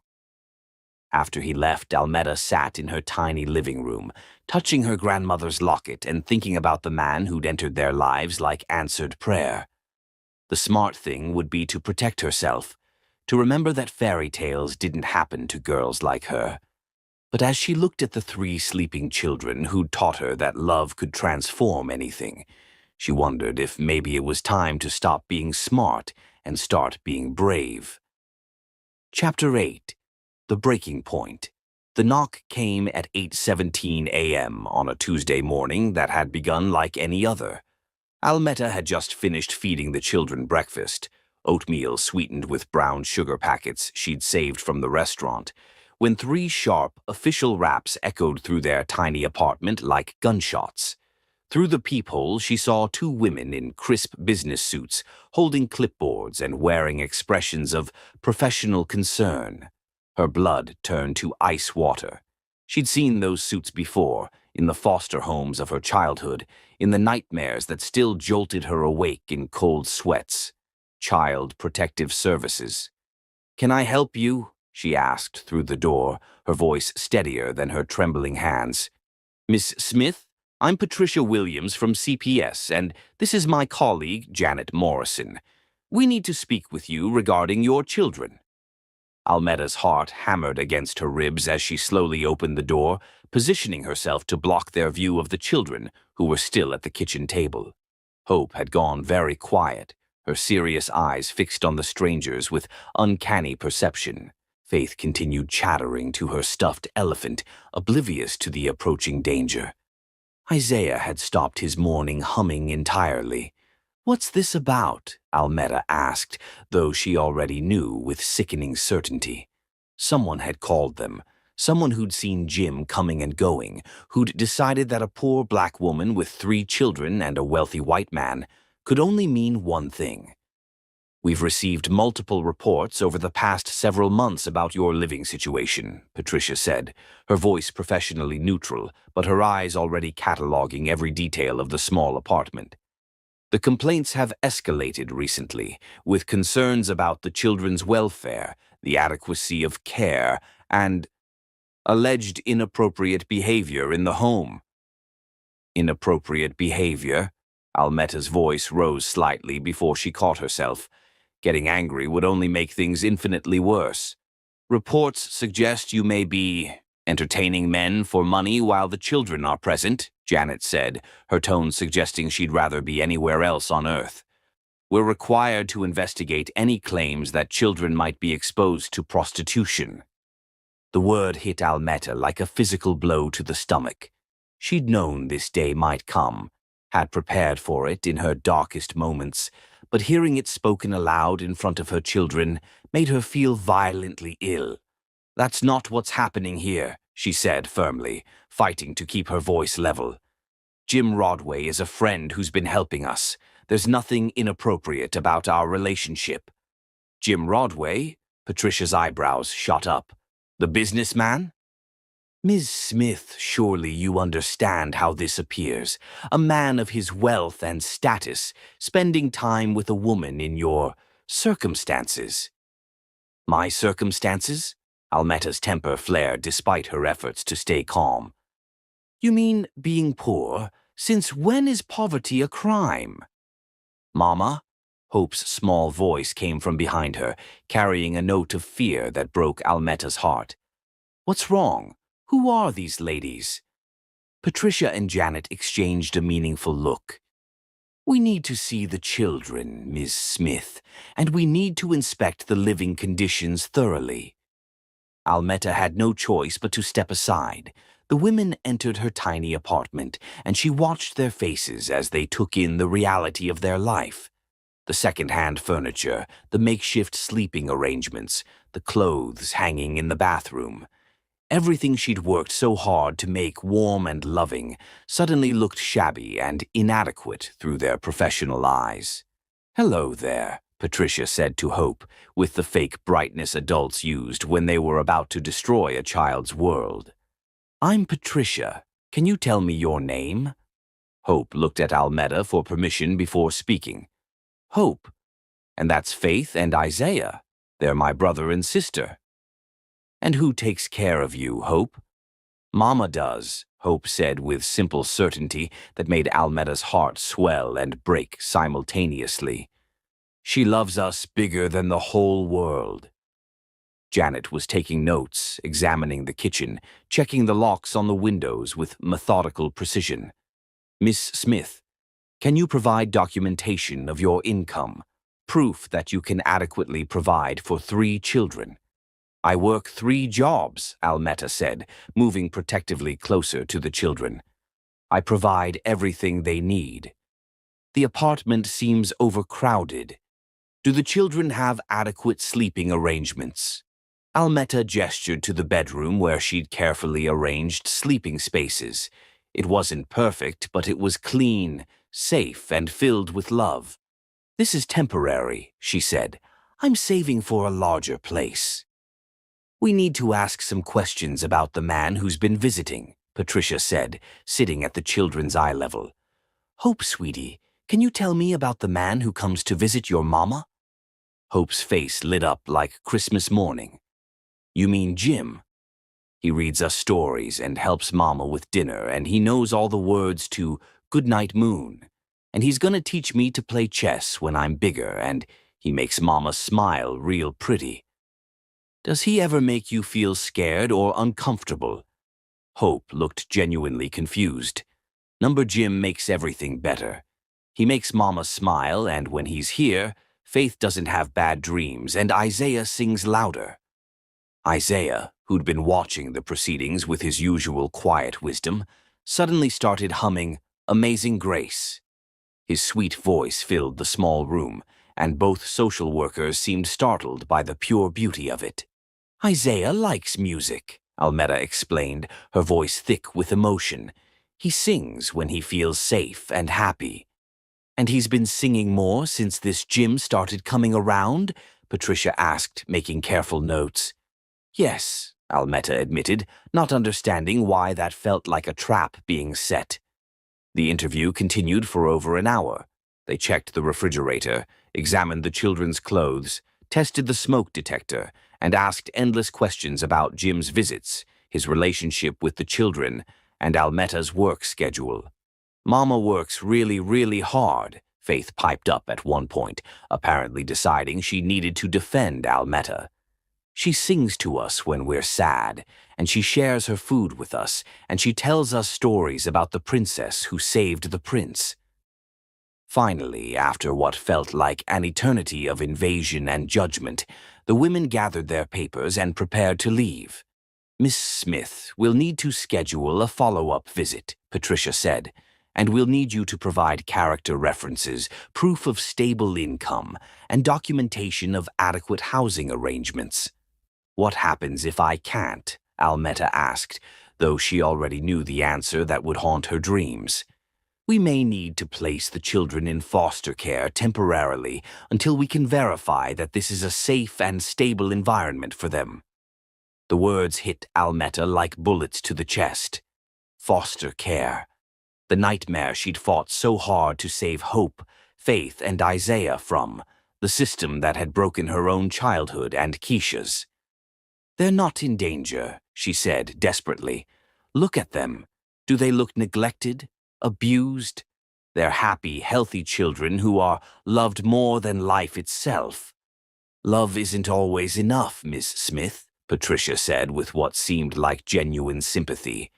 "Children need stability, adequate resources, appropriate supervision. We'll be in touch within 72 hours. After they left, Almetta sank onto the couch and pulled all three children into her arms, holding them like they might disappear if she loosened her grip. Hope was crying, though she probably didn't understand why. Faith was chattering nervously, asking why the ladies had so many questions. Isaiah had stopped humming entirely. "Are they going to take us away, Mama?" Hope asked, with the devastating perception of a child who'd sensed something terrible in the adult conversation. "No, baby girl," Almetta said fiercely, though her voice shook with terror. "I'll never let anyone take you away from me. Never, never, never." But even as she said the words, she knew how powerless she really was. 3 jobs that barely paid the bills, an apartment that was too small, a neighborhood that saw her as a disgrace. What did she have to fight CPS with? Her phone rang and Jim's name flashed on the screen. For a moment, she considered not answering. How could she tell him that his presence in their lives had triggered this nightmare? Almetta. His voice was warm, happy, completely unaware of the devastation that had just crashed into their world. "I was thinking about taking everyone to the zoo this weekend.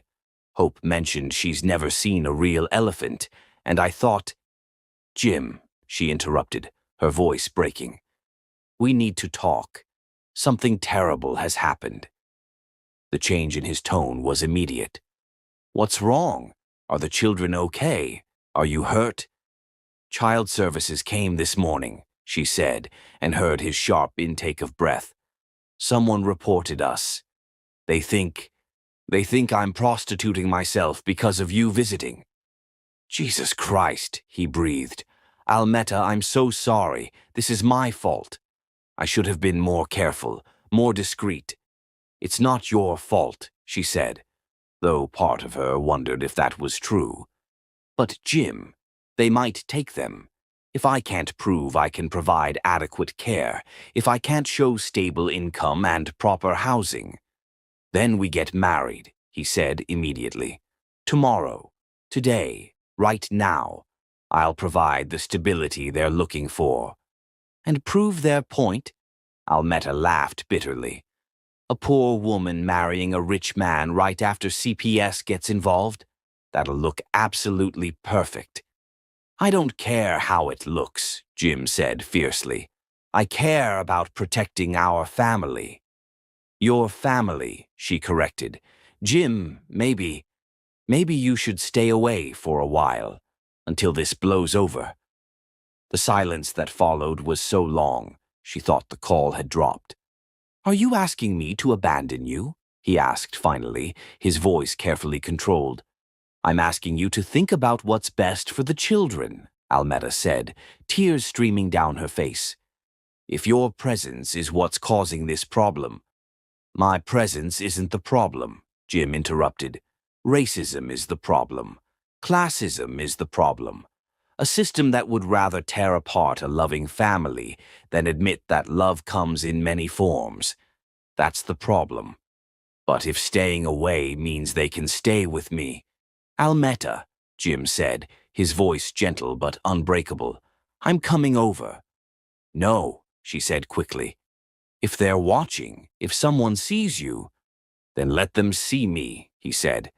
Let them see a man who loves his family and won't be scared away by small-minded people who think they know what's best for children they've never met. Jim, please. I'll be there in 20 minutes, he said. And Almetta? We're going to fight this. Together. I won't let them take our children. Our children. Even in the midst of this nightmare, those words made her heart soar and break at the same time. After he hung up, Almetta held Hope, Faith, and Isaiah close, breathing in their sweet scent, memorizing the weight of their small bodies against hers. In 72 hours, CPS would return with their decision. In 72 hours, she might lose the 3 people who'd given her life meaning. But until then, she would love them with everything she had. And maybe, if she was very lucky, love would be enough, after all. Chapter 9. Truth and Redemption. Jim arrived at Almetta's apartment to find her packing a small suitcase with trembling hands. Her face streaked with tears she'd tried desperately to hide from the children. Hope, Faith, and Isaiah sat on the bed, watching with the wide-eyed confusion of children who sensed their world was crumbling but didn't understand why. "What are you doing?" he asked gently, though his heart was already breaking at the obvious answer. "Getting ready," Almetta said without looking up, folding the children's few clothes with mechanical precision. "If they come back and decide to take them, I want their things prepared. I want them to have something familiar, something that smells like home." "Almetta, stop!" Jim sat beside her on the bed, stilling her frantic hands with infinite gentleness. "They're not taking these children anywhere." "You don't know that," she whispered. "You didn't see how they looked at this place, at me. Like I was already guilty of something unforgivable." "Mama, are we going somewhere?" Faith asked, her usual bright chatter subdued by the heavy tension. "Maybe, baby girl," Almetta said, her voice breaking. "But wherever you go, remember that Mama loves you more than all the stars in the sky, okay?" "I don't want to go anywhere without you," Hope said fiercely, throwing her small arms around Almetta's neck. "You're our Mama. You belong with us forever and ever." Isaiah started humming Amazing Grace again, but this time it sounded like a prayer for comfort rather than joy. Jim watched the scene with a rage so pure it nearly consumed him. Somewhere in this city, small-minded people had made phone calls that might destroy the most beautiful family he'd ever witnessed. "I have an idea," he said quietly, "but I need to make some calls first." "Jim, whatever you're thinking." "Trust me," he interrupted, kissing her forehead gently. "Just trust me. Can you do that?" Almetta looked into his eyes and saw determination burning like an unquenchable flame. Slowly, she nodded.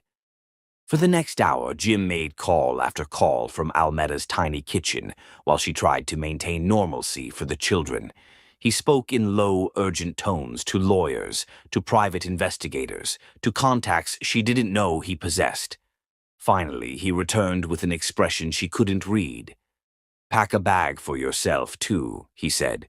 "We're going to a hotel tonight, and tomorrow we're going to have visitors. Good ones this time." Before Almetta could ask what he meant, there was another knock at the door. Her heart lurched, but Jim's steady presence was reassuring. "That's someone who's going to help us," he said. Almetta opened the door to find an elderly African-American woman with kind eyes and silver-streaked hair, holding a worn cardboard box and looking determined. "Are you Almetta Smith?" the woman asked. "I'm Dorothy Washington. I was Keisha's aunt." The world tilted sideways. Almetta gripped the doorframe, staring at this stranger who might hold the key to everything. Keisha's aunt, she managed. She never mentioned.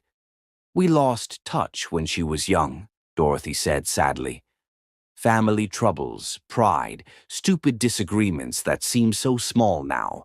I only learned about her death recently when I hired someone to help me find her.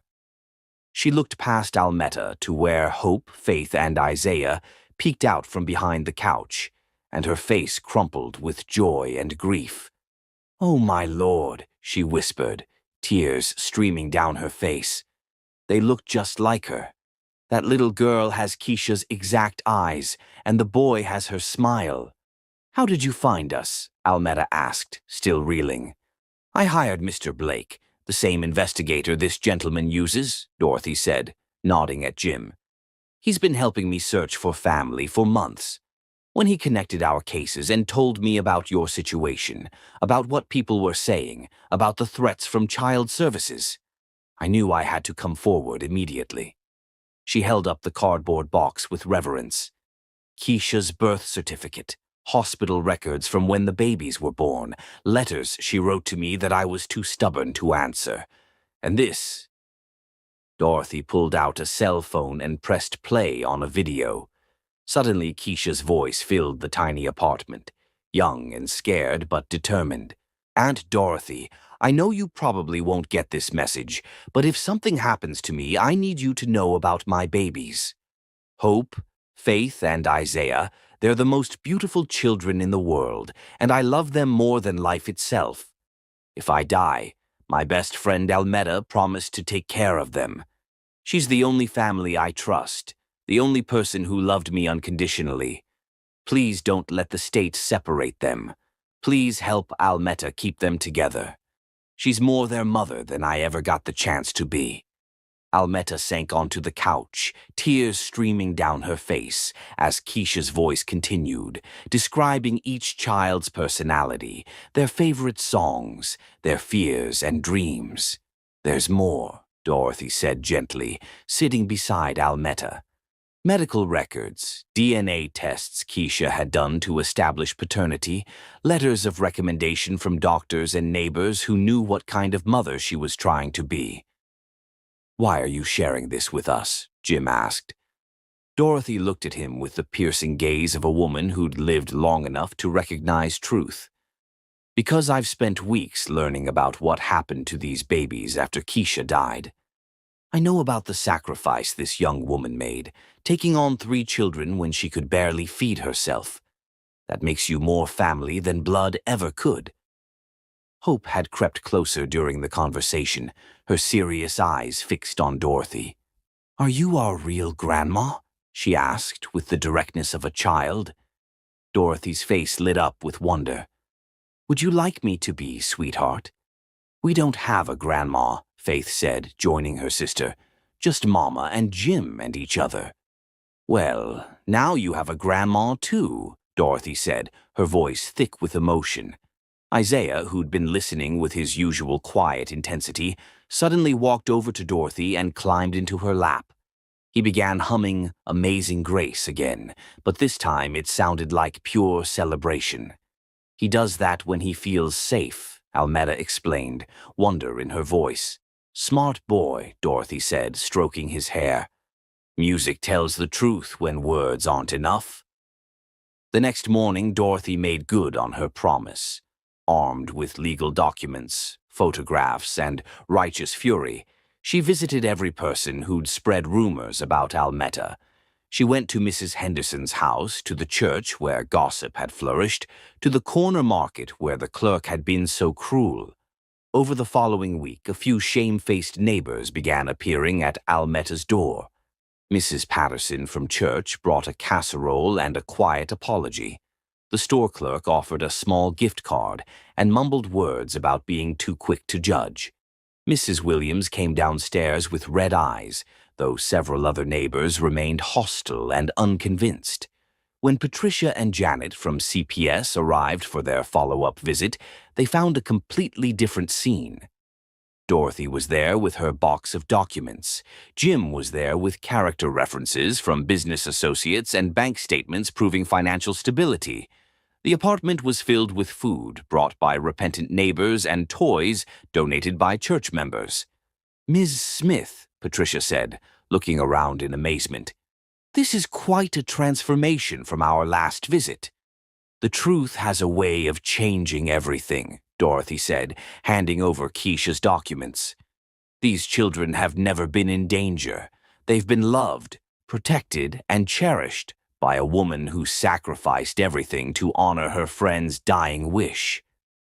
As the social workers reviewed the evidence, the video, the birth certificates, the medical records, the letters of support, their entire demeanor shifted. What had seemed like potential neglect became a story of extraordinary love and sacrifice. "Miss Smith," Janet said finally, "I owe you a profound apology. The initial report was clearly based on misunderstandings and prejudice. These children are obviously thriving in your care." "So they can stay?" Almetta asked, hardly daring to hope. "They can stay," Patricia confirmed. "In fact, I'd like to recommend that you be commended for your dedication.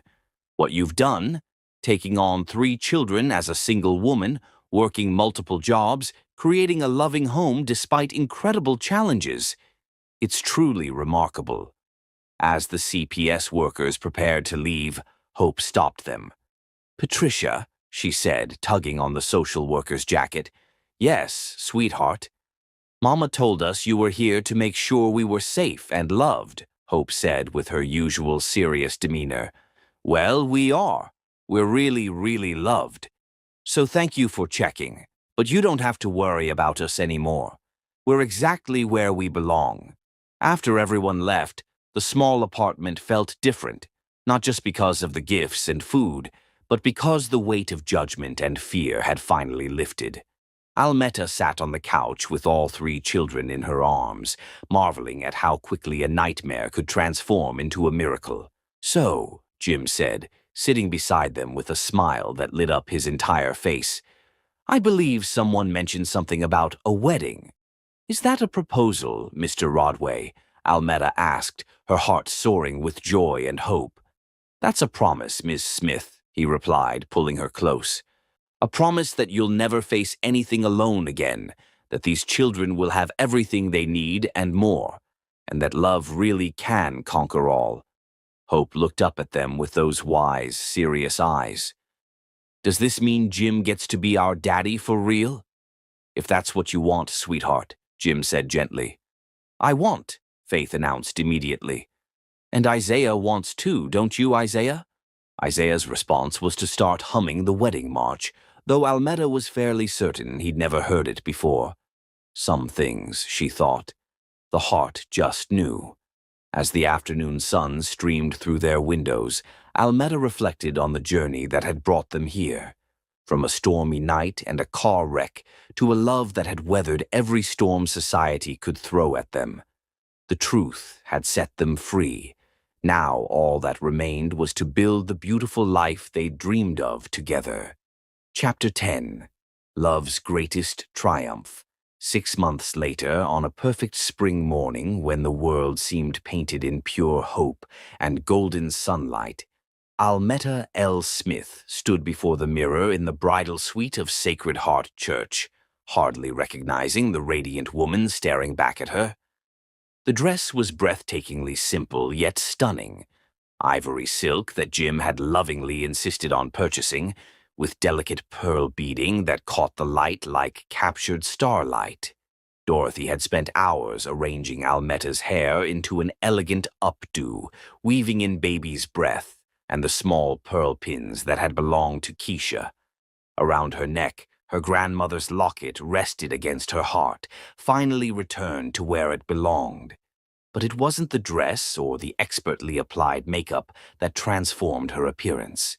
It was the luminous radiance that came from a heart finally at complete peace, a soul that had found its perfect match.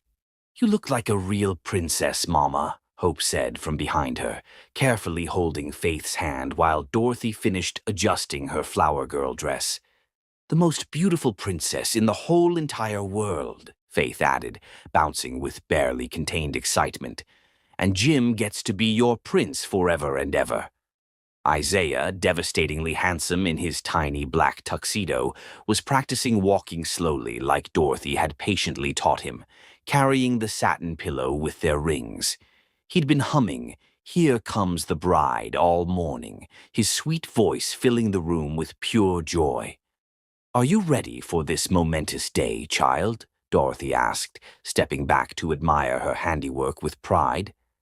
In the months since she'd entered their lives, Keisha's aunt had become the grandmother the children had never known, and the mother figure Almetta had lost too young.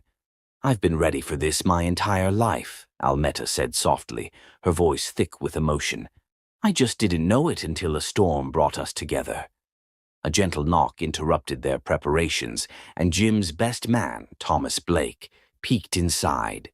"Ladies, we're ready to begin." Jim's pacing a hole in the sanctuary floor, and I genuinely think he might faint if we make him wait much longer. Almetta laughed, her heart swelling with overwhelming love for the man who'd proven that fairy tales could come true for girls like her. "Tell him I'll be right there." The music began. The wedding march played on the church's old organ with heartfelt reverence, and Almetta felt her heart begin to race with anticipation. Through the slightly open door, she could see the sanctuary filled with people she'd never imagined would be there. Neighbors who'd once whispered cruel things now sat in the pews with genuine smiles. Mrs. Patterson and the other church ladies had spent days decorating with fresh flowers and flickering candles. But most importantly, Jim was there, standing at the altar in his perfectly tailored black tuxedo, looking more handsome than any man had a right to be, his storm blue eyes searching desperately for her. When their gazes met, he smiled, that brilliant, heart-stopping smile that had become her favorite sight in the entire world. "Ready, my precious angels?" Dorothy asked, gathering the children with loving care. Hope walked first, scattering rose petals with serious concentration. Faith skipped beside her, giggling and waving at everyone she recognized. Isaiah followed with solemn dignity, carrying the rings with such careful reverence that several people in the congregation murmured appreciatively. Then it was Almetta's turn. She walked down the aisle alone, by deliberate choice. She'd raised herself, saved herself, and fought for her family by herself for so long. Today she was choosing to share her life not because she needed rescuing, but because she'd found someone worthy of her strength. Every step brought her closer to Jim, and with each one she remembered the incredible journey that had brought them here, the storm that had nearly taken his life but given them both a future beyond imagination, the months of searching and longing, the challenges they'd faced together, the judgment they'd overcome, the love that had grown stronger with every obstacle. When she reached the altar, Jim took her hands in his, and she could see tears of pure joy shining in his beautiful eyes. "You came," he whispered, just for her ears. "I promised I would," she whispered back, remembering another promise she'd made in a wrecked car on a stormy night. "I told you that you wouldn't be alone, and I meant it with my whole heart." Pastor Williams began the ceremony with eloquent words about love conquering all obstacles, about the beauty of chosen family, about the miracle of two souls finding each other across impossible odds. But Almetta barely heard his words. She was lost in Jim's eyes, in the feeling of his strong hands holding hers, in the knowledge that after today, she would never be alone again. "Do you, James William Rodway, take Almetta Louise Smith to be your lawfully wedded wife, to have and to hold, in sickness and in health, for richer and for poorer, for better and for worse, for as long as you both shall live?" "I do," Jim said, his voice strong and clear, carrying to every corner of the sanctuary. "With all my heart, for all my life, forever and always I do." "And do you, Almetta Louise Smith, take James William Rodway to be your lawfully wedded husband, to have and to hold, in sickness and in health, for richer and for poorer, for better and for worse, for as long as you both shall live?" Almetta looked at Jim, then at the three children standing beside them. Hope with her serious smile, Faith bouncing with excitement, Isaiah humming softly under his breath. She thought of Keisha, of her grandmother, of all the people who'd loved her and shaped her into the woman she'd become. "I do," she said, her voice ringing with joy that echoed through the sanctuary. "Forever and always, with everything I am, I do." The rings were exchanged, simple gold bands that felt heavy with promise and hope.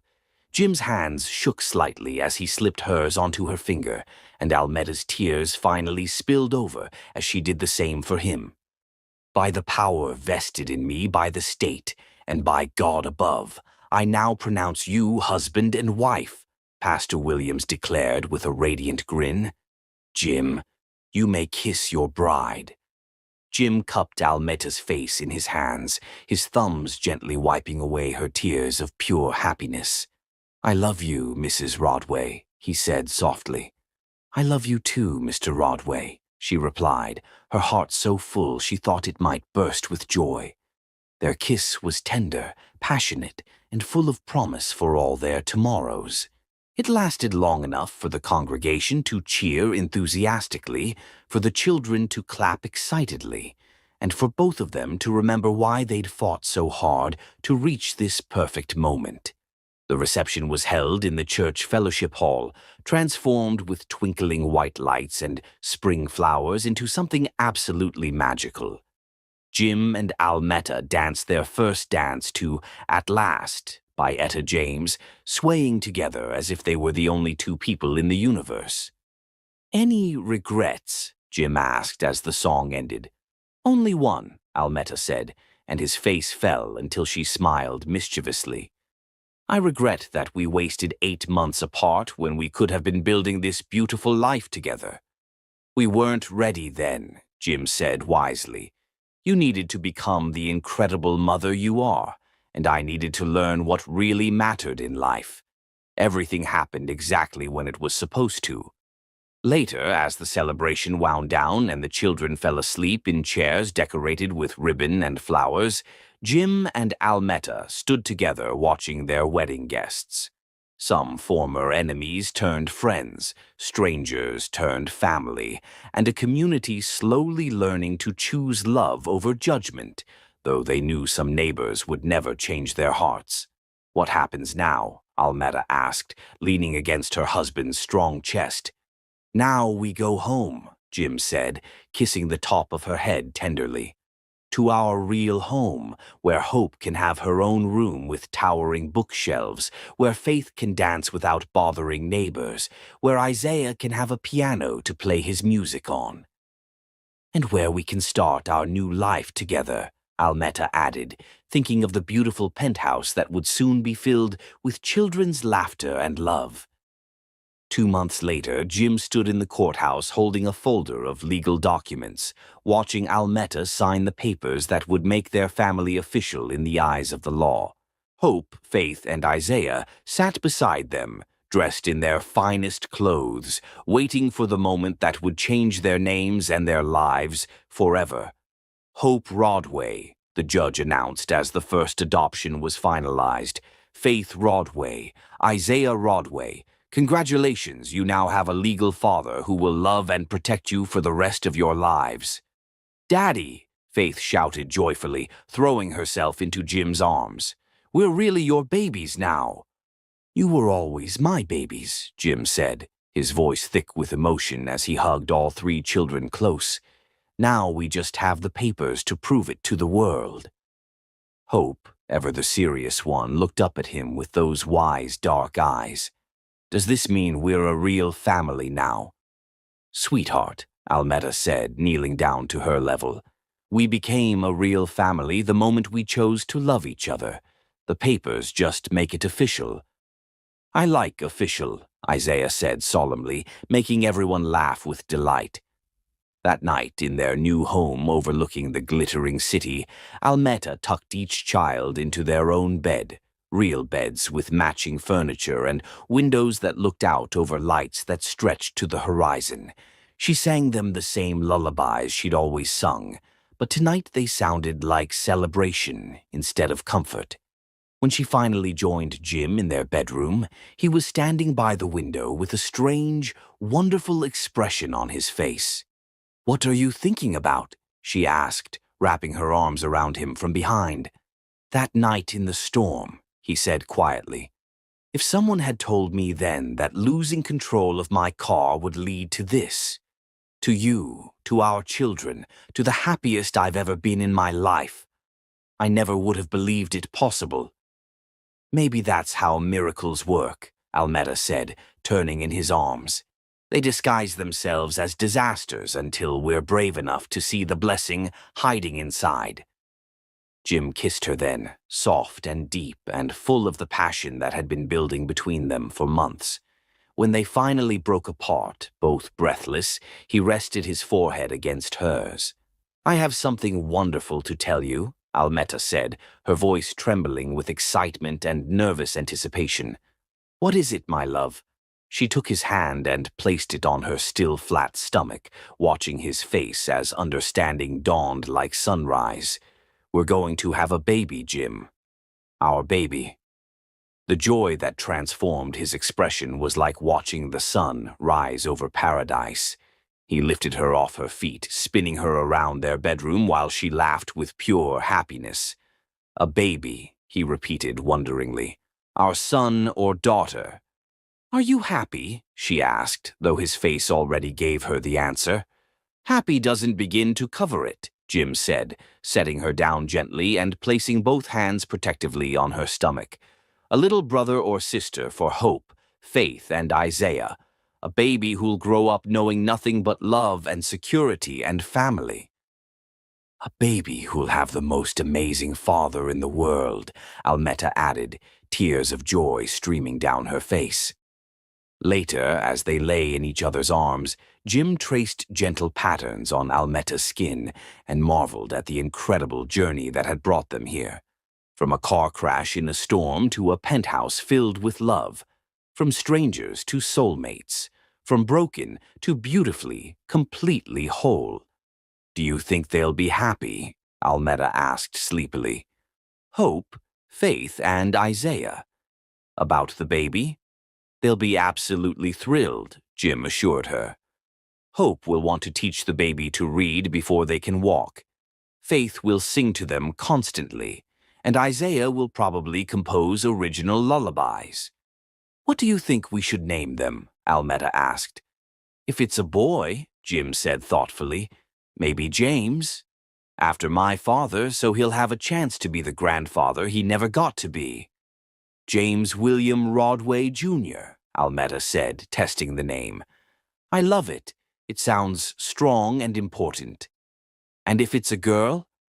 "Grace," Almeta said without hesitation. "Grace Louise. Because that's what brought us together. Grace. Amazing grace that saved us both and gave us this beautiful life." Jim pulled her closer, his hand resting protectively over their growing child. "Grace Louise Rodway.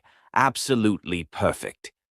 As Almeta drifted off to sleep in her husband's loving arms, she thought about the little girl who'd once walked through storms with nothing but faith to guide her way. That girl had become a woman who'd saved a stranger's life, sacrificed everything for children who weren't her own, and found love beyond her wildest dreams. Tomorrow she would wake up as Mrs. Almeta Rodway in a penthouse overlooking the city, with 3 beautiful children and another precious life growing inside her. She would wake up to a life where love had truly conquered all, where the impossible had become inevitable, where a poor girl's dreams had become a rich woman's blessed reality. But tonight she was simply a woman deeply in love, holding tight to the miracle that had begun with a storm 9 months ago and would last a lifetime. Outside their windows, the city slept peacefully. Inside their home, 5 hearts beat in perfect harmony, Proof that some love stories are worth waiting for, worth fighting for, worth believing in against all odds.